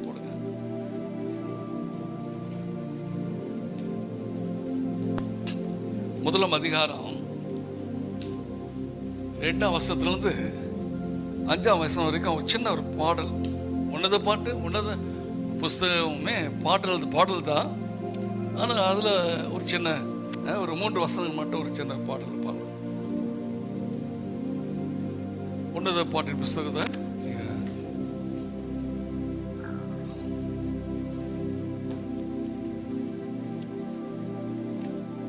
ஸ்கிரீன் பண்ண போட்டுக்கப்பா. பைபிள் எல்லாம் கூட அதை பார்த்துக்கலாம்.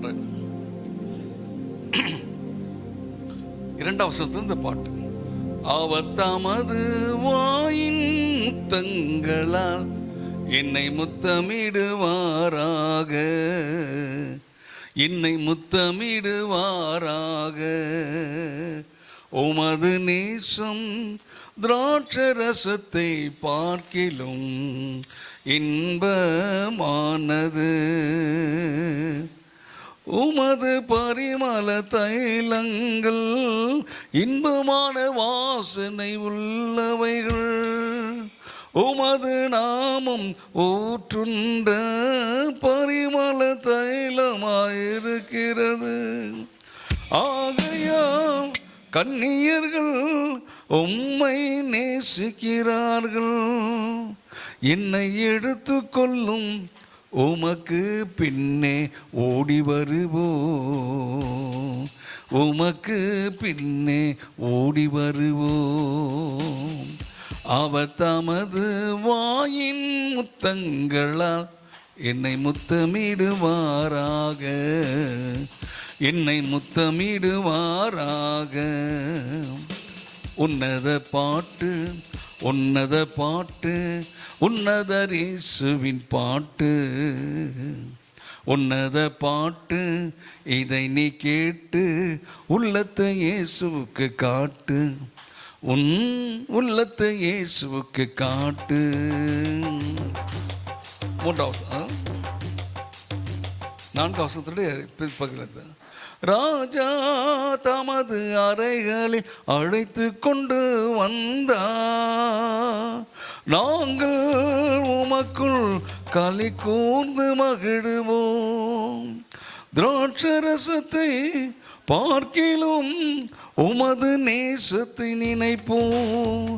உத்தமர்கள் உம்மை நேசிக்கிறார்கள். எருசலேம் குமார்த்திகளே, கேதாரின் கூடாரங்கள் போலவும் சாலமோனின் திரைகள் போலவும் நான் கருப்பாயிருந்தாலும் அழகாய் இருக்கிறேன். இந்த உலகத்தில் வெறுப்பாயிருந்தாலும் இயேசுவுக்குள் அழகாய் இருக்கிறேன், இயேசுவுக்குள் அழகாய் இருக்கிறேன். உன்னத பாட்டு, உன்னத பாட்டு, உன்னதர் இயேசுவின் பாட்டு, உன்னத பாட்டு. இதை நீ கேட்டு உள்ளத்தை இயேசுவுக்கு காட்டு, உன் உள்ளத்தை இயேசுவுக்கு காட்டு. நன்றி. இந்த நாளிலும் என்னையும் அழைத்து வந்து உங்கள் மத்தியில் ஆண்டுடைய வார்த்தைகளை பகிர்ந்து கொள்ள கர்த்தர் பாராட்டிய கிருபைகளுக்காக கர்த்தரை ஸ்தோத்திரிக்கிறேன். அழைப்பு கொடுத்த கன மதிப்புக்குரிய போதனை அவர்களுக்கும் என்னை அறிமுகப்படுத்தி வைத்த பாஸ்டர் எஸ்ஐக்கில் அத்தனை அவர்களுக்கும் நான் நன்றி சொல்லி விடைபெறுகிறேன். எனக்காக தொடர்ந்து ஜெபித்துக் கொள்ளுங்கள். கர்த்தர் நல்லவர். தொடர்ந்து நான் உங்களுக்காக ஜெபித்துக் கொள்கிறேன். நன்றி. உங்களுடைய அன்பிற்காகவும் அழைப்புக்காகவும் நன்றி சொல்கிறேன். ஸ்தோத்திரம். ஏசப்பா வந்து முதலாவது எனக்கு பாஸ்டர் வந்து ஃபஸ்ட்டு வந்து ஜூம் ப்ரேயர் எப்படின்ட்டு தம்பி மூலயமா ஆண்டவர் வந்து வெளிப்படுத்தினார். அதுபடி நாங்கள் ஜூமை வந்து அதை அட்டன் பண்ணோம். ஆனால் அது கொஞ்ச நாள் விட்டுட்டேன். நான் விட்ட பேர் அது ரொம்ப எனக்கு கஷ்டமாகவே இருந்தது. அதுக்கப்புறம் பசங்க மட்டும் அட்டன் பண்ணாங்க. அப்புறம் மறுபடியும் எப்போதும் போல் இப்போ கரெக்டாக அட்டன் பண்ணுறாங்க. அம்மா மூலயமா வந்து ஜபம் வந்து ரொம்ப தேவை. இந்த ஜபத்தை வந்து ஒரு நாளும் நீங்கள் விடக்கூடாது. ஆனால் நாங்கள் ஜபம்லாம் பண்ணதில்லை, ஏன்னா இருக்கிற வேலையில் அதை மறந்துடுவோம். ஆனால் அம்மா வந்து ஜபம் வந்து நம்ம வாழ்க்கையில் முக்கியம், அதுதான் நம்மளுக்கு ரொம்ப அவசியம்னு அம்மா பேசப்பட்டாங்க. அப்புறம் வந்து வசனத்தை வந்து ஒரு நாளாவது படிக்காமல் இருக்கக்கூடாதுன்னு சொல்லியிருக்கிறாங்க. அம்மா வந்து அந்த பேசப்பட்ட அந்த வார்த்தையில் ஆண்டவர் வந்து டெய்லியும் நம்மளுக்கு படிக்க காலையில் ஜூம் ப்ரேயர் பைபிள் ஸ்டடி ஆண்டவர் கொடுத்தாரு. இப்போ வந்து வேதகத்தை அறிந்து கொள்ள இப்போ அப்பா வந்து இந்த மாநாட்டை ஏற்படுத்தினார். அந்த மாநாட்டில் நம்ம இப்போ வேதகத்தை வந்து எப்படிலாம் நம்ம படிக்கணுமோ அந்தந்த நேரம் கொடுத்து ஆண்டவருக்கு நம்ம நேரத்தை ஒதுக்குனா நம்மளும் நல்லா இருக்கலாம். என் பிள்ளைங்க இப்போ கூட நான் வந்து எனக்கு ரொம்ப ஆசை. நாங்கள் 4 பேர், எங்கள் வீட்டுக்கார் தான் ஃபஸ்ட்டு இந்த சபையில் ஒரு தூண். நான் அப்புறம்தான் வந்தேன். ஆனால் எனக்கு ஆசை எங்கள் வீட்டுக்கார் எங்களோட கூட வந்து நாங்கள் 4 பேராக அந்த இடத்துல என்றைக்கும் அழியாத தூணாக நாங்கள் நிற்கணும். எந்த ஒரு காரணத்தை விட்டும் நாங்கள் ஒரு நாளும் விலகக்கூடாது. என் பிள்ளைங்க இந்த இடத்துல இருந்து ஒரு தூணாக இருந்து அதுங்க நல்ல பைபிளையும் கர்த்தரை நல்லா அதிகமாக பிடிச்சிக்கணும். இந்த மாநாட்டு மூலியமாக அப்பா வந்து எல்லா இடத்துலையுமே ஒரு இது காரியம் செய்யும் போதும் எங்களுக்கு ரொம்ப சந்தோஷம்தான். சுற்றுலா இட்டுன்னு போகிறாரு, வேதகம், இந்த மாதிரி எல்லாத்துலேயுமே எங்களுக்கு வந்து ஒரு வழிகாட்டியாக இருக்கிறார். எங்களுக்கு இதெல்லாம் தெரியாது. ஆனால் வந்து ஒரு வருஷமும் வந்து அப்பா ஒன்று ஒன்றா ஒரு புதுசாக தான் செஞ்சு எங்களுக்கு எல்லாருக்கும் கற்றுக் கொடுக்குறாரு. ஆனால் நானும் மெட்ராஸில் இருந்தேன், ஆனால் எல்லா சபையிலையும் அந்த மாதிரி இல்லை. ஆனால் ஆண்டவர் வந்து இந்த சபையில் நானும் என்னுடைய ஃபோட்டோலாம் அனுப்பும் போது அங்கே சர்ச்சில் எல்லாரும் கேட்குறாங்க, பியூலா அங்கே இருக்கும் போதெல்லாம் இந்த மாதிரி இல்லையே, உங்கள் பாஸ்டர் என்னதான் இவ்வளோ பெரிய அற்புதம்லாம் செய்கிறாரு. இப்போ கூட அந்த கேரளா டூரை பார்த்துட்டு எங்கள் பாஸ்டர்லாம் இட்டுன்னு போக மாட்டாரு, இட்டுன்னு போனால் மகாபலிபுரம் மட்டும்தான் இட்டுன்னு போகிறாரு, உங்கள் பாஸ்டர் எல்லா இடத்துக்கும் இட்டுன்னு போய் உங்களை எல்லாம் பெரிய லெவலில் வைக்கிறாரு. நான் சொல்லிட்டு வந்தேன், எங்கள் அப்பா வந்து அடுத்த வாட்டி எங்களை கோவா இட்டுன்னு போகிறாரு, நாங்கள் பிளெயினில் போக போகிறோம், நீங்கள்லாம் பெரிய ஆள் தான், உங்கள் அப்பா அமெரிக்கா போய்க்கிறாரு, அதனால் நீங்களும் அதேமாரி தான் பறக்க போகிறீங்க அப்படின்னு பாஸ்டப்பா ரொம்ப கிண்டலாக சொன்னார். அதேமாரி எல்லாருக்குமே வந்து எனக்கு ரொம்ப இப்போ இந்த 3வது ஆராதனை வந்து சாம அப்பா மூலயமா பசங்க வந்து ரொம்ப அதிகமாக நல்ல பெரிய லெவலில் வராங்க. இப்போ கூட நான் சாமு இல்லைன்ட்டு எனக்கு ரொம்ப கஷ்டம். நான் வந்து இப்போ கூட வந்து கேட்டேன், எங்கப்பா சாமுன்னு, இல்லைக்கா சாமுக்கு எக்ஸாம் அப்படின்னு. ஏன்னா எல்லாமே குடும்பத்தில் இருக்கிறவங்க எல்லாரையும் வந்து வழி நடத்துகிறாங்க. அது ரொம்ப அற்புதமாக நடக்குது. கர்த்தருக்கு ஸ்தோத்திரம். சொல்லுங்கம்மா. பிரின்சி பிரியங்கா. கர்த்தருடைய பரிசுநாமத்துக்கு ஸ்தோத்திரம். உங்கள் பேரை சொல்லி உங்கள் பொறுப்பு சொல்லுங்கள். ஃபர்ஸ்ட்டில் சொன்னவங்க சொல்ல முடியல. பிரின்சி பிரியங்கா, செல் லீடர் மற்றும் கோயில் லீடராக இருக்கிறோம். நான் நல்லா தான் ஜோம் பண்ணுவேன், நல்லா பைபிள் படிப்பேன், சில டைமில் படிக்க மாட்டேன், ஆனால் ஜோம் மட்டும் கரெக்டாக பண்ணிவிடுவேன். பைபிள் வந்து மோஸ்ட்டாக அது படிக்க எனக்கு டைமே இல்லாத மாதிரி இருக்கும், வேலையே இருக்கிற மாதிரி இருக்கும், பைபிள் அதிகமாக படிக்க மாட்டேன். ஸோ மே எண்டில் ஒரு வாரம் வந்து அம்மா சொன்னாங்க, உபவாசம் போடுறீங்களா அப்படின்னு சொல்லிட்டு சில இதெல்லாம் கேட்டாங்க. நான் எப்படின்னா சீரியஸாக சாப்பிடாமே இருக்க மாட்டேன். நம்ம ஃபாஸ்டிங்லாம் நம்மளுக்கு வராது, நம்ம கஷ்டம் எல்லாமே நிறைய வருது தான். ஆனால் அந்த ஃபாஸ்டிங்லாம் இருந்து ஆண்டவருக்கு அவ்வளோ உண்மையாலாம் நான் நிஜமாக ஜெபம் பண்ணல. ஆனால் நான் ஜெபம் பண்ணுற காரியத்துக்கு கர்த்தரை கண்டிப்பாக எனக்கு பதில் கொடுத்துட்டு தான் இருந்தார். அதே மாதிரி ஜூனில் வாரம் வந்து அம்மா மூலமாக பேசப்பட்டது, எத்தனை மணி நேரம் ஜெபம் பண்ணுறீங்க, எத்தனை மணி நேரம் வேதம் வாசிக்கிறீங்கன்னு. அப்போ வந்து நான் படிப்பேன், ஜெபம் பண்ணுவேன், வேதமும் வாசிப்பேன். ஆனால் அத்தனை மணி நேரம்லாம் இல்லை, அப்படியே கொஞ்ச நேரம், ஒரு 5 நிமிஷம் 10 நிமிஷம் ஒரு அதிகாரம். ஐயா அன்றைக்கி சொன்ன மாதிரி தான் டப்புன்னு பைபிளை பிரிப்பேன், எந்த அதிகாரம் வருதோ அதை தான் படிப்பேன். எனக்கு ஆனால் ஒரு வசனம் படிக்க மாட்டேன், அந்த அதிகாரம் முழுசாக படிப்பேன். கண்டிப்பாக அந்த மாதிரிலாம் நான் படிக்கல சீரியஸாக. இன்றைக்கி வந்ததுனால அதை கற்றுக்கிட்டேன். ஆனால் இதுக்கு வர்றதுக்கு முன்னாடி என்ன கற்றுக்கிட்டேன்னா அம்மா மூலிமா வந்தது தான். எல்லாருமே இப்போ திவ்யாக்கெலாம் நல்ல நாலேஜ் தான், எனக்கு அந்த அளவுக்கு நிஜமாவே இல்லை. நான் அதை ஆண்டவர் வந்து எனக்கு இந்த காரியத்தெல்லாம் கொடுத்துருக்குறாருன்னா ஏதோ ஒரு நோக்கம் இருக்குது. ஏன்னா அம்மா மூலிமா வரும்போது நானும் இதே மாதிரி படிக்கணும், இதே மாதிரி ஜெபம் பண்ணணும். அப்பா வந்து ஒரு வாரமும் அந்த பைபிள் ஸ்டடி வர சொல்லி திட்டுவார். நான் சில நேரத்தில் அதை திட்டும் போது என்னடா திட்டுறாருன்னு தோணும். அதை ஃபாலோ பண்ணணும்னு நினைப்பேன். ஆனால் எனக்கு நான் நிஜமாவே எழுந்துக்க மாட்டேன், எழுந்துக்காமல் பயங்கரமாக தூங்குவேன். நான் அலாரம் வச்சாலும் அது என் காதில் விழாத அளவுக்கு நான் தூங்குவேன். அது அந்த காரியத்தில் சொல்லும் போது. ஆனால் என் பையன் டெய்லியும் எழுந்து பைபிள் படிப்பான், ஜெபம் பண்ணுவான், கிளம்பிட்டு சாப்பாடு போட்டு வச்சுட்டு சாப்பிடாம போயிட போகிறேன் நான் கத்துவேன். ஆனால் அதை கூட அவன் கண்டுக்காமல் சாப்பாடு அப்படியே ஓப்பன்லேயே கிடக்கும். நான் கிளம்ப போயிடுவேன் ஆஃபீஸ்க்கு. இவன் பைபிள்லாம் படிச்சுட்டு வந்துட்டு தான் சாப்பிட்டுட்டே போவான், பாதி சாப்பாடை வச்சுட்டு கூட போவான். ஆனால் ஜெபம் பண்ணாமல் பைபிள் படிக்காமல் அவன் போனதே இல்லை. அவனை பார்க்கும்போது எனக்கே, நான் சில டைம் கேட்கும்போது அவன் சொல்லுவான், எனக்கு நான் வந்து இந்த மாதிரி ஜெபம் பண்ணணும், பைபிள் படிக்கணும், சில காரியத்தை எழுதி வச்சு பண்ணணும்னு சொல்லிட்டு அவன் பண்ணும்போது அவன் அதை ஃபாலோ பண்ணான். ஆனால் இத்தனை வருஷம் எனக்கு தெரிஞ்சு நான் ஒரு 20 வருஷமாக ரட்சிக்கப்பட்டிருக்கோன்னு வச்சுக்கோங்களேன். அந்த 20 வருஷத்தில் நான் இதை ஃபாலோ பண்ணதே இல்லை. ஆனால் என் பையனை பார்த்து தான் நான் இதை ரொம்ப கற்றுக்கிட்டேன். அதோடு கூட அம்மா அந்த சொன்னது தான். கையை தூக்க சொல்லும் போதெல்லாம் நிஜமாவே ஆண்டவரே மணிக்கணக்காக நான் ஜெபம் பண்ணல, ஆனாலும் கை தூக்குறேன், மன்னிச்சிருங்க, ஆனால் நான் ஜெபம் பண்ணுறேன் தானே அப்படின்ட்டு தான் கை தூக்குவேன் நிஜமாவே. அப்போது ஒரு நாள் என்ன பண்ணேன், அலாரம் வச்சுட்டு என்னை எப்படியாச்சும் அடிச்சாச்சும் எழுப்பிடுங்க ஏசப்பான்னு சொல்லிட்டு நான் பட்டுன்னு தூங்கிட்டு பைபிள் ஸ்டடி அட்டன் பண்ணணுன்ட்டு நான் அட்டன் பண்ணேன். ஒரு 2 நாள் அட்டன் பண்ணி ஜூன் மாதம் அம்மா மூலிமா பேசுனது, மே எண்டில் பேசுனது, 1ஆம் தேதி ஆரம்பிச்சோன்னு கரெக்டாக நம்ம அட்டன் பண்ணிடணும் அப்படின்னு நினச்சி தான் நான் தூங்கினேன். ஆனால் நான் என்னால் ஏந்துக்க முடியல. நடுவில் ஒரு 7ஆம் தேதி எழுந்து அட்டன் பண்ணேன். அதுக்கு அடுத்து மறுபடியும் தூங்கிட்டேன். அதோட எனக்கு அட்டனே பண்ண முடியல. ஆனாலும் கூட கர்த்தர் விடாதபடிக்கு நான் ஜெபம் பண்ண ஆண்டவர் வந்து இந்த வீக்கு இந்த லீடர்ஸ் கான்ஃபரன்ஸு இது பற்றி அப்பா சொல்கிறதுக்கு முன்னாடியே எனக்கு தோணுது தான். ஆனால் இதை சொல்லப்படும் போது நான் அதுக்கு முன்னாடியிலேருந்து இந்த பைபிள் ஸ்டடியில் கலந்துக்கிட்டேன். அதோட கண்டினியூட்டி தான் ஆண்டவர் வந்து நமக்குன்னு ஒரு நோக்கத்தை வச்சுருக்கிறாரு. அந்த நோக்கம் வந்து நமக்கு தெரிஞ்சுக்காமல் புரிஞ்சிக்காமல் இருந்தாலும் கூட ஆண்டவர் வச்ச நோக்கத்தை கண்டிப்பாக நம்மளை எங்கே ஓடினாலும் பிடிச்சிருவார் ஆண்டவர். நம்ம என்ன பண்ணாலும் தப்பு செஞ்சாலும் ஆண்டவர் விட்டு ஓடினாலும் கண்டிப்பாக ஆண்டவர் நமக்கான நோக்கத்தை நம்ம எங்கே ஓடினாலும் கண்டிப்பாக ஆண்டவர் பிடிச்சிருவார். அப்படியே கூட இந்த பைபிள் ஸ்டடி வந்து நான் அட்டன் பண்ணேன். 5 மணிக்கு என்னால் எழுந்துக்க முடியலனாலும் 5:20, 5:15, 5:30 அப்படி எழுதுறேன். ஆனால் ஆண்டவர்கிட்ட நான் ஜெபம் பண்ணுறேன். 5 மணிக்கு எழுந்து அட்டன் பண்ணேன், எப்படியாச்சும் நான் ஜெபம் பண்ணுறேன். அதன்படி அந்த பைபிள் ஸ்டடி அட்டன் பண்ண அந்த 1 வீக்குக்கு ஆண்டவர் வந்து இன்னைக்கு ஒரு நல்ல ஒரு மாநாட்டை கொடுத்துருக்கிறாரு. இதுக்கு இந்த அட்டன் பண்ணுன்றதுக்காக தான் ஆண்டவர் என்ன அங்கே அப்பா அடிச்சு எழுப்பினாருன்னு நினைக்கிறேன் நான். ஸோ அதை எழுப்பி அந்த 1 வீக் வந்ததுனால நான் இன்னைக்கு இந்த மாநாட்டில் கலந்துக்கிட்டேன். இதன் மூலயமா வந்துட்டு நான் நல்லா தான் ஊழியம் செய்வேன், அநேகருக்கு நல்லது தான் சொல்வேன். ஆனாலும் கூட எங்கள் அப்பா ரட்சிக்கப்படலன்னு ரொம்ப வருத்தம். அப்போது ஆண்டவர் என்கிட்ட இருக்கிற குறைய ரொம்ப நாளாக இந்த மாதிரி சொல்லினே இருந்தார் சின்ன சின்னதாக. எப்படின்னா பைபிள் வாசிக்கிறதுல ஜபம் ரொம்ப நேரம் பண்ணுறதில்லன்றது மட்டும்தான் எனக்கு தெரிஞ்சு என்கிட்ட இருக்கிற குறையா நான் நினைக்கிறேன். அதை ஆண்டவர் வந்து இன்னைக்கு எனக்கு நல்லா உணர்த்திட்டாரு. ஆத்ம பாரத்தை கண்டிப்பாக கொடுத்துட்டு இதை எப்படி பண்ணணும்னு சொல்லி கொடுத்துட்டாரு இன்னைக்கு ஆண்டவர். இப்போ வந்து எங்கள் அப்பா கிட்ட போய் நான் அதிகமாக பேசின்னு இருக்க மாட்டேன். சும்மா சில டைமில் பேசுவேன், சாப்பிட்டே அதான் கேட்பேன், சர்ச்சுக்கு வாப்பான்னு சொல்லுவேன். அவர் வரலன்னா நானும் அப்படியே விட்டுருவேன். அதே மாதிரி அப்பா சில காரியம் திவ்யா குறிச்சி என்ன வருத்தம்னா அவளுக்கு ஒரு திருமணம் சந்திக்கப்படணுன்றதுக்காக. ஆனால் அப்பா மூலயமா வந்து சில காரியம் அப்பா வந்து கோவமாக சொன்னாலும் அது நடக்கும், அது அன்பாக சொன்னாலும் அது நடக்கும். அதை நான் நம்புகிறேன்.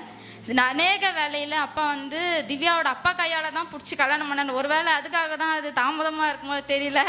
கண்டிப்பாக ஆண்டவர் வந்து இந்த ஆண்டில் எங்கள் மாமா ரட்சிக்கப்படுவார் நான் விசுவாசிக்கிறேன். அவர் மூலயமா அதே மாதிரி பாஸ்டர் அப்பா சொன்ன மாதிரியே அவரோட கையினால பிடிச்சி திவ்யாவுக்கு திருமணம் நடக்கணும். அதே மாதிரி 2 நாளைக்கு முன்னாடி நான் அப்பா கிட்ட பேசும்போது அப்பா சொன்னார் என்கிட்ட, ஏன்னா அவர் கோவமாக பேசினாலும் அது நடக்கும். சீரியஸாக இது நான் நம்புகிறேன். நீங்கள் எப்படின்னு எனக்கு தெரியல. அவர் திட்டினாலும் அதே மாதிரி நடந்துடும், அவர் நல்லது சொன்னாலும் அதே மாதிரி நடந்துடும். அவர் வாயின் வார்த்தை அப்படியே தான் பழிக்கும். அப்போ 2 நாளைக்கு முன்னாடி பேசும்போது அவர் சொன்னார், திவ்யா குறிச்சி இந்த மந்த் எண்டு ப்ரேயர் அப்போ எனக்கு ரொம்ப வேதனையாக இருந்ததுமா, ஆனால் நான் தீர்க்க தரிசனமாக சொல்கிறேன் இந்த மாதத்தில் திவ்யாவுக்கு ஒரு நல்லது நடக்குன்னு சொன்னார். ஒரு வேளை எங்கள் மாமாவும் ரட்சிக்கப்பட்டு திவ்யாவுக்கும் கல்யாணத்தை கர்த்தரால் கூடும், அவரால் கூடும். கண்டிப்பாக ஆண்டவர் இந்த மாதத்தில் இந்த அதிசயத்தின் ஆண்டில் கண்டிப்பாக செய்வர்னு விசுவாசிக்கிறேன். Very good. இந்த லீடர்ஷிப் கான்ஃபரன்ஸ் மூலமா கற்றுக்கிட்ட விஷயம் என்னன்னு பார்த்தீங்கன்னா, ஐயா வந்து ரொம்ப எப்படி நம்ம வந்து வேதத்தை அறிஞ்சிக்கணும் அப்படின்னு சொல்லிட்டு சொன்னாங்க.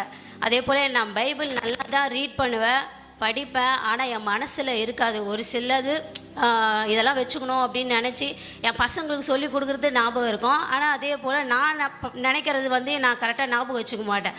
அதே போல் நம்ம ஒரு ஆத்மாக்களை ஆயத்தப்படுத்தும் போது அவர்கள் எப்படி வந்து அவங்கக்கிட்ட நம்ம பேசணும், எப்படி கொண்டுன்னு வரணும் அப்படின்னு சொன்னது ரொம்ப வந்து யூஸ்ஃபுல்லாக இருந்துச்சு. அதே போல் எனக்கு ஒரு வாரம் இந்த செல்ஃப் ப்ரேயர் எடுக்கிறேன். ஆனால் அந்த இடத்துல ஆத்மாக்களோட நம்ம ஆயத்தப்படுத்த முடியலையே. நம்ம வந்து இவ்வளோ நாள் அந்த ஊழியம் செஞ்சு நம்ம கர்த்தருக்காக ஒரு ஆத்மாக்களோ ரொம்ப ரொம்ப வேதனையாக இருந்தது. இனி ஒரு காலம் வந்து கர்த்தருக்காக சேர்ந்து இங்கே எப்படி இருக்கணும் அப்படின்னு சொல்லிட்டு ஒரு சில இதுகளில் நான் மனசில் நினச்சிக்கிட்டேன். இப்போது இப்படி தான் அப்படின்னு சொல்லி நம்ம பண்ணணும் அப்படின்னு சொல்லி நினச்சிருக்கேன். அதே போல் கூட சொல்கிறதுக்கு வந்து கூச்சப்படுவேன். ஒரு சில இதுங்களில் வந்து நான் சொல்லுவேன், அப்பா அம்மாவுக்கெல்லாம் சொல்லுவேன், எல்லாமே வந்து நம்புகிறாங்க. ஆனால் நான் வரமாட்டேன் சர்ச்சுக்கு அப்படின்ற மாதிரி தான் எல்லாருமே இருக்கிறாங்க. எங்கள் அப்பா அம்மா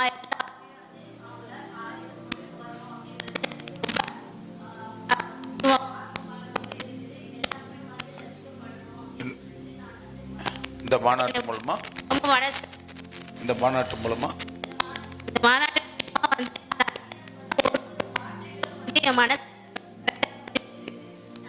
தவறுகள் வந்து நான் வந்து ஒரு சில விஷயங்கள்ல வந்து கொஞ்சம் அசட்டத்தனமாகவும் இருந்திருக்கேன். அதெல்லாம் இருக்கக்கூடாது அப்படின்னு சொல்லிட்டு நான் வந்து இந்த மாநாட்டின் மூலயமா நான் வந்து நிறைய விஷயங்கள்ல நான் கற்றுக்கினேன். ஐயா சொன்ன ஒவ்வொரு வார்த்தையும் நம்ம வந்து ஒவ்வொருவரும் இந்த மனசில் பதிந்து வச்சுக்கொண்டு நம்மளுடைய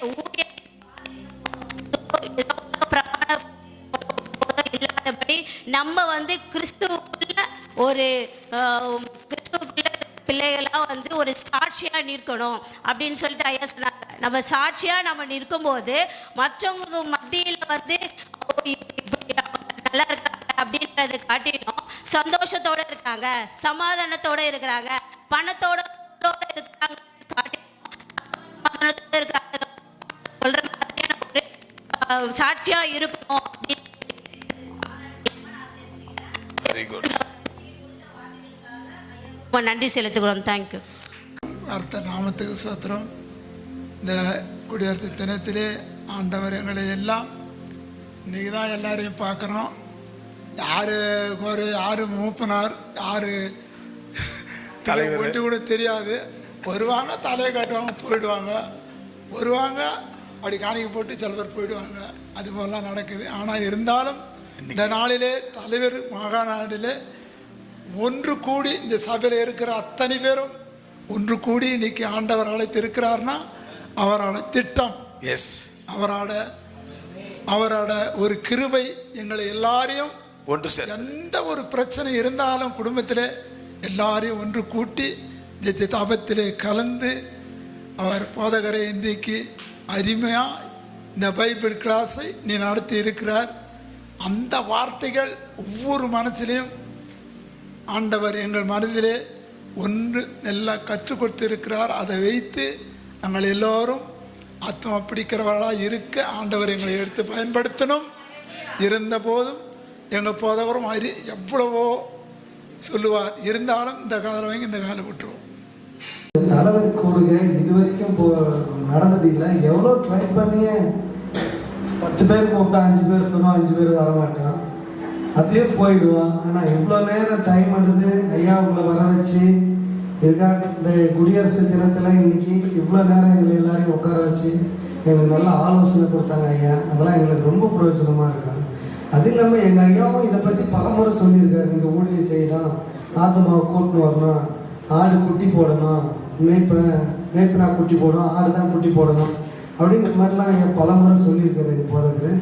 அப்படி இருந்தாலும் இதுக்காக ஒரு தனியாக இந்த தினத்தில் ஒரு டீம் ஆரம்பித்து தலைவர்கள் மாநாடுன்னு சொல்லிட்டு போட்டு எங்களுக்கு நல்லா சாப்பாடு கொடுத்து இவ்வளோ நேரம் டைம் எடுத்து இதனுடைய ஒரு கார்டை எங்களுக்கு இதுக்காக தலைவர்களுக்கு கார்டு கொடுத்து இந்த இவ்வளோ நேரம் நாங்கள் ஒரு கழுத்தில் ஒரு ஸ்பெஷல் கார்டு இருக்குது. இந்த கார்டை எங்களுக்கு வந்து பெரிய அங்கீகாரமாக இருக்குது. இதனால் வந்து ஐயாவுக்கு கொடுத்த ஒரு பெரிய இதுக்காக வார்த்தைக்காக நாங்கள் ரொம்ப பிரயாசப்பட்டோம். இந்த வார்த்தை எங்களுக்கு ரொம்ப பிரயோஜனமாக இருக்குது. அதே மாதிரி அவங்க சொன்னாங்க இது மாதிரி எங்கள் உறவினரெல்லாம் கூப்பிடணும் அப்படின்னு சொல்லிட்டு. அந்த மாதிரி நிறைய இருக்கிறாங்க. நாங்களும் எவ்வளோ ட்ரை பண்ணுறோன்னா எங்கள் சொந்தம் பார்த்தா எனக்கு இருக்கிற அக்கா அண்ணன் இந்த மாதிரிலாம் நிறைய பேர் இருக்காங்க, நிறைய சொந்தங்கள். யாராச்சும் ஒருத்தர் ரசிக்கப்பட மாட்டாங்களான்னு சொல்லிட்டு வாங்கிச்சாரு. ஒருத்தர் ரசிக்கப்பட்டாங்கன்னா அவங்கள கொண்டு அவங்க எல்லாரும் ரசிக்கப்பட்டுருவாங்க. ஆனால் ஒருத்தர் கூட ரசிக்கப்பட்ட எவ்வளோ பிரச்சனை வருது, உடம்பு சரியில்லாம ஆகிறாங்க, ஆக்சிடெண்ட்டாக இருக்கிறாங்க, இந்த மாதிரி நிறைய பிரச்சனை வருது. அப்படி இருந்து இந்த பாதாள தேடி தான் போகிறாங்களே கஷ்டம். ஆனால் நாங்கள் கூப்பிட்டாலும் அதை காது கொடுத்து வாங்க மாட்டுறாங்க என்ன. ஆனால் சொல்லுவாங்க எனக்காக ஜெபம் பண்ணுப்பா, என் பிள்ளைங்களுக்காக ஜெபம் பண்ணுப்பா, பாஸ்டர் சொல்லி ஜெபம் பண்ணுப்பா அப்படின்னு. சில டைமில் எங்களுக்கு ஒரு மாதிரி கோபமாக வரும். ஜெபம் பண்ணால் கேட்டுருவார் ஆண்டவர். நீங்கள் ஆலயத்துக்கு வரணும் இல்லையா, நீங்கள் வந்து பாஸ்டர் பார்க்கிட்ட டாக்டர் இருக்காருன்னா டாக்டர் கூட வந்து ஊசி போட்டு போவாரா? நம்ம அவருடைய கிளினிக்கு போனால் தான் அவர் நம்ம நல்லா பார்த்து ஊசி போட்டானப்போ நம்ம குணமாகலாம். இந்த மாதிரி நீங்கள் அங்கேருந்துனே ஜெபம் பண்ணுங்க எப்படி வரும்? இவ்வளோ நடந்து நீங்கள் யாரும் வரமாட்டீங்களா அப்படின்னு சொல்லிட்டு எங்களுக்கு ஒரு மனவேதனை தான் இருக்குது. எப்படியாச்சும் இந்த மாநாட்டிலேருந்து ஆண்டவர் எங்களை எடுத்து பயன்படுத்தி அட்லீஸ்ட் ஒரு ஆத்மாவது இந்த வருஷத்தில் ரட்சிக்கப்படும்படி ஆண்டவர் எங்களுக்கு உதவி செய்யலாம். கர்த்தருக்கு கோடான கொடி அப்படியே ஈரோட குழந்தை மாதிரி இருந்து ஒவ்வொரு வருஷமும் அவ்வளோ சூப்பராக சொன்னார். அதே மாதிரி எப்படி ஆத்மா சம்பாதிக்கணுன்றத வந்து அருமையாக சொல்லி கொடுத்தாரு. நம்ம போயிட்டு எப்படி சொல்கிறதுன்னு தெரியாது நம்மளுக்கு. ஆனால் அதை எப்படி சொல்லணும், எந்த மெத்தடில் போய் சொன்னால் அவங்களுக்குள்ள போய் சேருன்றதை இன்னைக்கு அழகாக சொல்லி நம்மளுக்கு புரிய வச்சுருக்காரு. இன்னைக்கு நம்ம வந்ததுக்கு ரொம்ப ஒரு யூஸ்ஃபுல்லாக இருக்கும். நிறைய ஆத்மா சம்பாதிக்கணும்னு ரொம்ப ஆசைப்படுறேன். நான் கண்டிப்பாக கர்த்தர் எனக்கு அப்படியாப்பட்ட ஒரு அற்புதத்தை செய்வாருன்றத நான் விசுவாசிக்கிறேன். கர்த்தருக்கு நன்றி. என் பேர் கிருபா. நான் வந்து இது வரலையும் இந்த தலைவர் மாநாடுலாம் வெளியில் அனுப்புகிற அப்பா என் பிள்ளைகளை தான் அனுப்பியிருக்கிறேன். நான் இது வரலையும் கலந்துக்கிட்டு தெரியல வெளியெல்லாம் போயிட்டு. இன்றைக்கி நான் வந்து இங்கே வந்து கலந்துக்கிட்டதுனால எனக்கு ரொம்ப பிரயோஜனமாக இருக்குது. இது வரலையும் நான் வந்து ஊழியத்தின் பாதையில் கொஞ்சம் தயக்கப்படுவேன், கொஞ்சம் கூச்சப்படுவேன். மற்றவங்களோட பேசுவேன், ஏசப்பா செஞ்ச அற்புதங்களை பற்றி சொல்லுவேன். இருந்தாலும் கொஞ்சம் கூச்சமாக தயக்கமாக இருக்கும். ஆனால் இன்றைக்கி வந்து இந்த ஐயா மூலிமா எப்படி போய் சுவிசேஷத்தை சொல்லணும், எப்படி ரட்சிக்கப்படுத்தணும் ஜனங்களன்ட்டு கற்றுக்கொண்டேன். அது ரொம்ப நன்றி. Very good. கரங்களை தட்டி. அடுத்து ஜீவிதா. கர்த்தர் பரிசுநாமத்துக்கு ஸ்தோத்திரம். காலையில் நான் வரும்போது கொஞ்சம் பலவீனமாக, உண்மையாக சொல்ல போனால் லைட்டாக தூக்கமாக இருந்த மாதிரியே இருந்தது. ஆனால் வந்து உட்காந்த ஒரு 1/4 மணி நேரத்துலேயே வந்து ஐயாவோட பிரசங்கம், அவருடைய மெசேஜ் எல்லாமே வந்து ரொம்ப நல்லா இருந்தது. இன்றைக்கி ஒரு நாள் போனதே எனக்கு யாருக்குமே தெரியல. இன்னைக்கு 4 மணி 5 மணி ஆனே தெரியல. அந்த அளவுக்கு டைம் போனதே தெரியல. அந்த அளவுக்கு எங்களை உற்சாகமாக வச்சுருந்தார். ஐயாவோட வசனங்களும் பிரசங்கமும் எங்களுக்கு பிரயோஜனமாக இருந்தது. வேதம் வாசிப்பு ஐயா சொன்னாங்க, பைபிள் இப்போ இல்லை, இதுக்கு முன்னாடி காலையில் பார்த்தா கொண்டு போட்டாங்க. அது ஒரு வசனம் வரும், ஏசப்பா என்னப்பா காலையில் இதை கொடுத்துட்டீங்களே பார்த்துருக்கேன். அதே மாதிரி நைட் டைம்ல ஒரு வசனம் படிக்க அது மாதிரி இருக்கு. நான் நிறைய வாட்டி அது இப்ப இல்லை, இப்ப இல்லை, இதுக்கு முன்னாடி ஐயா சொன்னது நம்ம என்ன பண்றோமோ அதை சொல்றாங்க அவங்க. அதே மாதிரி வந்து எப்படி வேதத்தை வாசிக்கணும், அது இப்போ கூட படிக்கிறோம். ஒரு 2 அதிகாரம் 3 அதிகாரம் படிக்கும்போது நம்ம கடகடன்னு படிச்சுட்டு போயிடுறோம். ஆனால் அது திதானமா அதை அஞ்சு பார்க்கணும், நல்லா கூர்ந்து கவனிக்கணும். ஆண்டவர் அந்த வசனத்தில் என்ன சொல்லியிருக்காருன்றது, அவரோட சத்தத்தை நம்ம கேட்கணுன்றத ஐயா சொன்னது ரொம்ப பிரயோஜனமாக இருந்தது. அதே மாதிரி அவரோட வசனங்களை நம்ம படிக்கும் போது நம்மளுக்கு சமாதானம் இருக்குதுன்றது கண்டிப்பாக உண்மை. என்னைக்குன்னா நம்ம படிக்காமல் போயிட்டோன்னா ஒரு மாதிரி ஏதோ ஒரு மாதிரி இருக்கும். ஆனால் அவரோட வசனத்தை ஒரு 3 5 அதிகாரம் 6 அதிகாரம் நம்ம படிக்கும்போது அதனுடைய அன்னியோட நாளும் அன்னைக்கு நம்மளுக்கு போகிற இதுவும் வந்து ரொம்ப நல்லாவே இருக்கும். ஐயா சொன்னது ரொம்ப நல்லா இருந்தது. அதே மாதிரி கர்த்தர் நம்மளுக்கு எதற்காக நம்மளை தெரிந்து கொண்டாருன்னு ஐயா ஒரு 3 பாயிண்ட் சொன்னாங்க. அவரோட கூட இருக்கிறதுக்கும் பிரசங்கம் பண்ணுறதுக்கும் பிசாசுகளை துரத்துறதுக்கும் நம்மளுக்கு அதிகாரம் கொடுத்துருக்காரு. கண்டிப்பாக இந்த லீடர்ஸ் மீட்டிங்கை வந்து இந்த மாநாட்டில் வந்து அது நம்ம எல்லாருக்கும் பிரயோஜனமானது. நம்மளுக்கான ஒரு என்ன சொல்றது, நம்மளுக்கானது இந்த நாள் நம்மளுக்கான அது கட்டளை. இந்த மாநாட்டில் நம்மளுக்கான அது கட்டளையை வந்து நம்ம கண்டிப்பாக நிறைவேற்றணும். எப்படி ஆத்மா ஆதாயப்படுத்தணுன்றதை சொல்லி கொடுத்தாங்க. நம்ம தான் வந்து நடமாடும் சுவிசேஷம் சொன்னார் ஐயா. ரொம்ப பிரயோஜனமாக இருந்தது அவருடைய வசனங்கள், வார்த்தை. எங்கள் அப்பா சொல்லியிருக்காரு, ஐயா மூலியமா வந்த அப்ரோச் அவர் சொன்னது எங்களுக்கு ரொம்ப இந்த மாநாட்டில் ரொம்ப பிரயோஜனமாக இருந்தது. அதுக்காக தான் இந்த மாநாடு. குட். கைகளை தட்டி. சூப்பர். தரங்கு இந்த தலைவர்கள் மாநாட்டை ஒழுங்கு செய்து பல ஆண்டுகளுக்கு பிறகு, ஏன்னா ஒரு 15-20 ஆண்டுகளாக நம்ம வெளியிலெல்லாம் போயிட்டு கற்றுக்கிட்டு வந்திருக்கிறோம். அதனால் அதுக்கப்புறம் ஒரு 10 ஆண்டுகளாக ஆஃப்டர் கோவிடு 2019 கோவிடு வந்ததுனால அதுக்கப்புறம் எங்கேயும் போனதில்லை. ஆனால் இந்த 2025 ஆகஸ்ட் இந்த 15ஆம் தேதி கூடிய சுதந்திர தினத்தை ஆண்டவர் முன்குறிச்சிருக்கிறாரு. முன்குறிச்சி பாஸ்டர் எத்தனையோ வேதாகம விரிவுரையாளர்கள் அவங்கள தேடும்போது யார் இவங்க அப்படின்னு சொல்லும்போது ஆண்டவர் மதிப்பிற்குரிய தேவ மனிதர் ஐயா அவர்களை முன்குறிச்சி அருள்தாஸ் ஐயாவை இன்னைக்கு கொண்டு வந்திருக்கிறாரு. உங்களுக்கெல்லாம் சாப்பாடு ஆயத்தம் பண்ணுறதுக்காக நான் தான் ஒரு 4 மணி நேரத்தை விட்டுட்டேன். ஏன்னா நான் வெளியிலேருந்து ஒரு சில வார்த்தைகள் மட்டும் கேட்டுகிட்டே இருந்து உள்ளே வரலாமான்னு சொல்லும்போது அங்கே சாப்பாட்டு வேலை ஆகலை, அதனால் வர முடியாத போச்சு. ஆனபடினாலே ஒவ்வொரு காரியமும் மூத்த தேவ மனிதன், ஒரு பழுத்த பழம், அந்த பழத்தினுடைய சாறை நம்ம அருந்துகிற பொழுது எப்படியாய் நமக்கு உடல் ரீதியாக நமக்கு உடல் சோர்வுகள் நீங்கி உடல் உற்சாகம் அடைவதும் வியாதிகள் மறைவதுமாய் இருக்குதோ, அதை போல அந்த தேவ மனிதரிடத்திலிருந்து வந்த ஒவ்வொரு வார்த்தையும் நம்மளை பலப்படுத்தி புது பலனை கொடுத்து நம்மளை உற்சாகப்படுத்தி நம்ம தூண்டி தள்ளுகிறது. அதுதான் இப்போ அந்த எழுதி போட்ட அந்த வசனங்கள் எல்லாமே கூட பார்க்குற பொழுது சொல்லும் பொழுது மிக சாதாரணமாக சொல்லிட்டு போகிறாரு. ஒரு யதார்த்தமாக ஒரு வெள்ளந்தித்தனமாக சொல்லிகிட்டே போகிறாரு ஆண்டோடைய வார்த்தைகளை. காரணம் அவர் ஒரு மூத்த தேவ மனிதர் ஆனபடினாலே தான் நமக்கு இப்பேற்பட்ட வார்த்தைகளை கொடுத்திருக்கிறார். அவர் மூலமாக ஆனபடினாலே மீண்டும் மீண்டும் நாம் இந்த மாதிரி சில அரசு விடுமுறை நாட்கள் வருகிற பொழுது வருடத்தில் 3 முறையோ இல்லை 4 முறையோ இந்த கருத்தரங்கை இதேபோன்று தலைவர்கள் மாநாட்டை ஒழுங்கு செய்ய வேண்டும். இதற்கு நம்மெல்லாம் தான் ஊழியக்காரங்களை உற்சாகப்படுத்தணும்.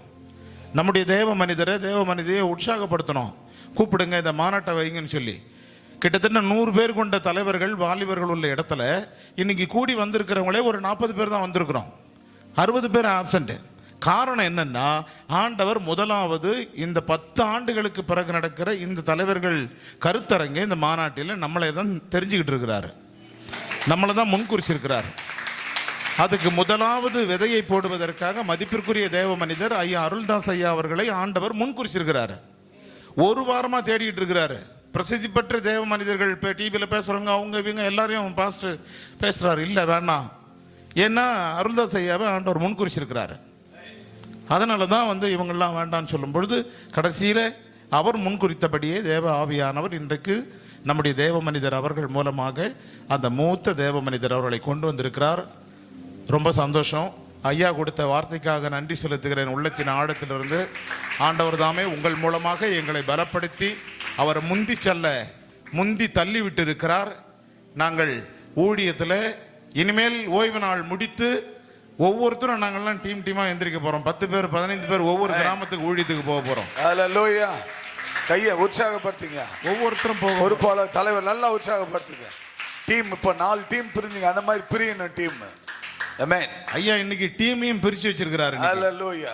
அதே டீம் இங்க எப்படி நீங்க டீமா உட்கார்ந்தீங்களோ அந்த பேரெல்லாம் எழுதப்பட்டு வாரத்தில் ஓய்வு நாள் முடித்து நம்ம உணவு அறிந்து விட்டு சாப்பிட்டுட்டு உடனே ஒரு 3 மணி நேரம் ஊழிஞ்சா போதும். கைப்பிரதி ஊழியம், சுவிசேஷ ஊழியம், எவன் அடிச்சாலும் வாங்கலாம் செய்யலாம், என்ன நடக்குதோ நடந்துக்கிட்டு ஆண்டவர் பார்த்துக்குவார் எல்லாத்தையும். அந்த விதையை இன்னைக்கு ஐயா மூலமா போட்டிருக்கிறார். அது நிச்சயமாக அந்த விதை முளைத்து செடியாகி பூகெடுத்து காய்த்து கனி கொடுத்து அதை இந்த திருச்சபை புசிக்கும். அந்த அறுவடையும் ஐயா அவர்கள் மூலமாக மீண்டும் ஒரு முறை அதெல்லாம் காண்பார். ஆண்டவருடைய நாமம் மகிமைப்படட்டும். ஆண்டவர் தாமே இன்னும் ஐயாவை பலமாக பயன்படுத்தணும். அவருடைய பாதுகாப்புக்காக, குடும்பத்திற்காக, ஊழியத்திற்காக நாம் தொடர்ந்து அருள்தாஸ் ஐயா அவர்களுக்காக நாம் ஜெபிக்கிறவர்களாக இருக்க வேண்டும். தேவன் தாமே இந்த காரியங்களிலே மகிமைப்படுவாராக. இந்த சபையில் நான் லீடராக இருக்கேன். இந்த சபையில் எங்கள் சபையில் லீடராக இருக்கிறேன். அப்படி இல்லை, இந்த சபையில் நான் லீடர், எங்கள் சபையில் நான் லீடர். எங்கள் சபையில் லீடராக இருக்கேன். நான் அதிகமாக ஊழியம் செய்ய முடியாது. ஏன்னா நான் காலையில் 4 மணிக்கு போடுவேன், 8 மணிக்கு தான் வருவேன். ஆனால் அப்பா சொல்லிட்டு தான் இருப்பார், ஊழியம் செய்யுங்க, அது ஊழியம் பண்ணுங்க, ஆத்மா அறுவடை பண்ணுங்கன்ட்டு. ஆனால் நீங்கள் அதை நேர்த்தியாக நீங்கள் சொல்லியிருக்கீங்க, அது ரொம்ப ஈஸியாக சொல்லியிருக்கீங்க. ஆனால் அதை பின்பற்றினாலே போதும். ஆனால் அதுக்கு கூட நமக்கு டைம் கிடைக்க மாட்டேங்குது.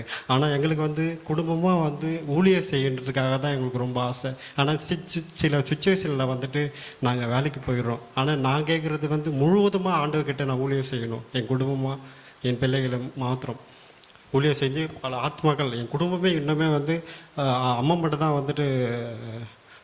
கர்த்தர்கள் வந்திருக்காங்க. இன்னும் எங்கள் அக்காலாம் யாருமே ரட்சிக்கப்படாமல் இருக்கிறாங்க. நாங்கள் சொன்னாலும் அவங்க அசட்டை பண்ணிட்டு போயிடுறாங்க. ஸோ இதில் அவங்க எல்லாருமே கொண்டு வரணும். அவங்கள எல்லாரும் எப்படி கொண்டு வரணுன்ட்டு நீங்கள் இன்றைக்கி ஈஸியான ஒரு மெத்தடை சொல்லியிருக்கீங்க.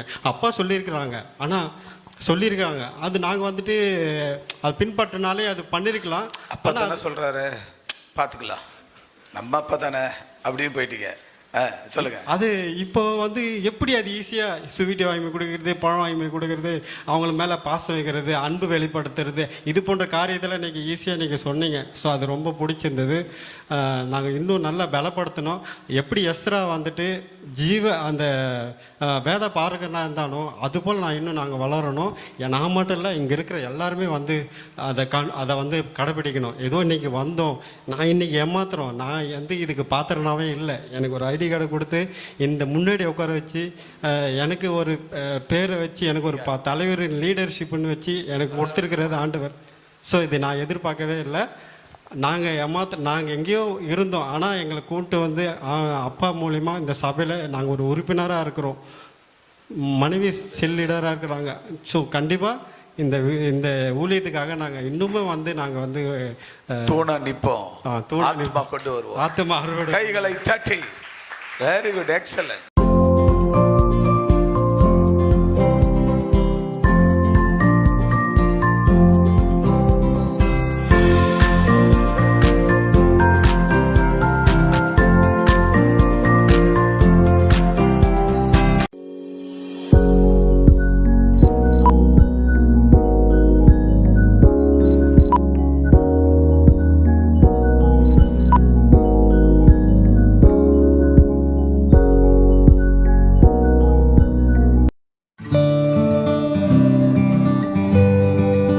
ஆண்டவராகிய இயேசு கிறிஸ்து நாமத்தினால இந்த நாளிலும் கூட தேவனாகிய கர்த்தர் அநேக ஆண்டுகளுக்கு பின்பு கல்வாரி கம்யூனிட்டி கத்தீட்ரல் இந்த திருச்சபையின் வாயிலாக இன்றைக்கு திருச்சபையில் உள்ள மூப்பர்களும் தலைவர்களும் பொறுப்பாளர்களும் பராமரிப்பு குழு தலைவர்களும் மற்றும் ஊழியத்தில் இருக்கிறதான வாலிபர்களும் இன்றைக்கு இணைந்து இந்த நாளில் இந்த 2025ஆம் ஆண்டுல ஆகஸ்ட் 15ஆம் தேதி இந்தியாவுக்கு சுதந்திரம் கிடைத்தது.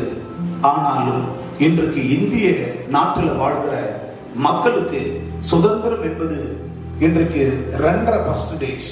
அப்படி என்றால் 128 கோடி மக்கள் வாழ்கிற இந்தியாவில் இன்றைக்கு 2.5 கோடி மக்கள் தான் சொந்த ரட்சகராகிய மெய்யான தெய்வத்தை ஏற்றுக்கொண்டிருக்கிறார்கள். இன்றைக்கு இந்த மாநாட்டின் கருப்பொருள் இயேசு மெய்யான தெய்வம். அப்படி என்றால் இந்த உலகத்துல இருக்கிறத அந்நிய அத்தனையும் பொய் என்பதும் ஆண்டவராகிய இயேசு மெய் என்பதும் இந்த மாநாட்டின் வாயிலாக ஆண்டவர் மிக உன்னதமாக விரிவாக்கமாக கற்றுக்கொள்ள கிருபை செய்தார். எனவே ஆண்டவராகிய தேவன் இந்த நாள் இந்த மாநாடு மிகவும் எங்கள் திருச்சபையில் உள்ள அத்தனை பொறுப்பாளர்களுக்கும் தலைவர்களுக்கும் இந்த லீடர் கான்ஃபரன்ஸ் மிக ஆசீர்வாதமாக இருந்ததை அநேகர் இங்க சாட்சியாக சொன்னார்கள். இந்த வீடியோவில் அந்த சாட்சிகளும், அதாவது முதல் பார்ட் 1 பார்ட் 2 ரெண்டுமே யூடியூபில் வெளியிடப்படுகிறது. எனவே இந்த மாநாட்டினுடைய நோக்கத்தை நீங்கள் இந்த யூடியூப் வாயிலாக கேல்வரி கம்யூனிட்டி கத்தீட்ரல் என்கிறதான யூடியூப் சேனலை நீங்கள் கிளிக் பண்ணி பாருங்கள், பார்த்து ஆசீர்வாதம் பெற்றுக் கொள்ளுங்கள். இந்த ஆடியோவை கேட்கிற இந்த வீடியோவை பார்க்கிற நேரலையில் இருக்கிறவர்கள் இணையதள வாயிலாக உலகம் முழுவதும் பார்க்கிற அத்தனை கோடான கோடி மக்களுக்கும் ஆண்டவராகிய தேவன் இந்த மாநாட்டின் வாயிலாக உங்களை ஆசீர்வதிப்பார். உன்னத ஊழியத்தில் எடுத்து உங்களை பயன்படுத்துவார். God will bless you. கர்த்தர் ஆசீர்வதிப்பார். ஆமென், ஆமென். அல்லேலூயா.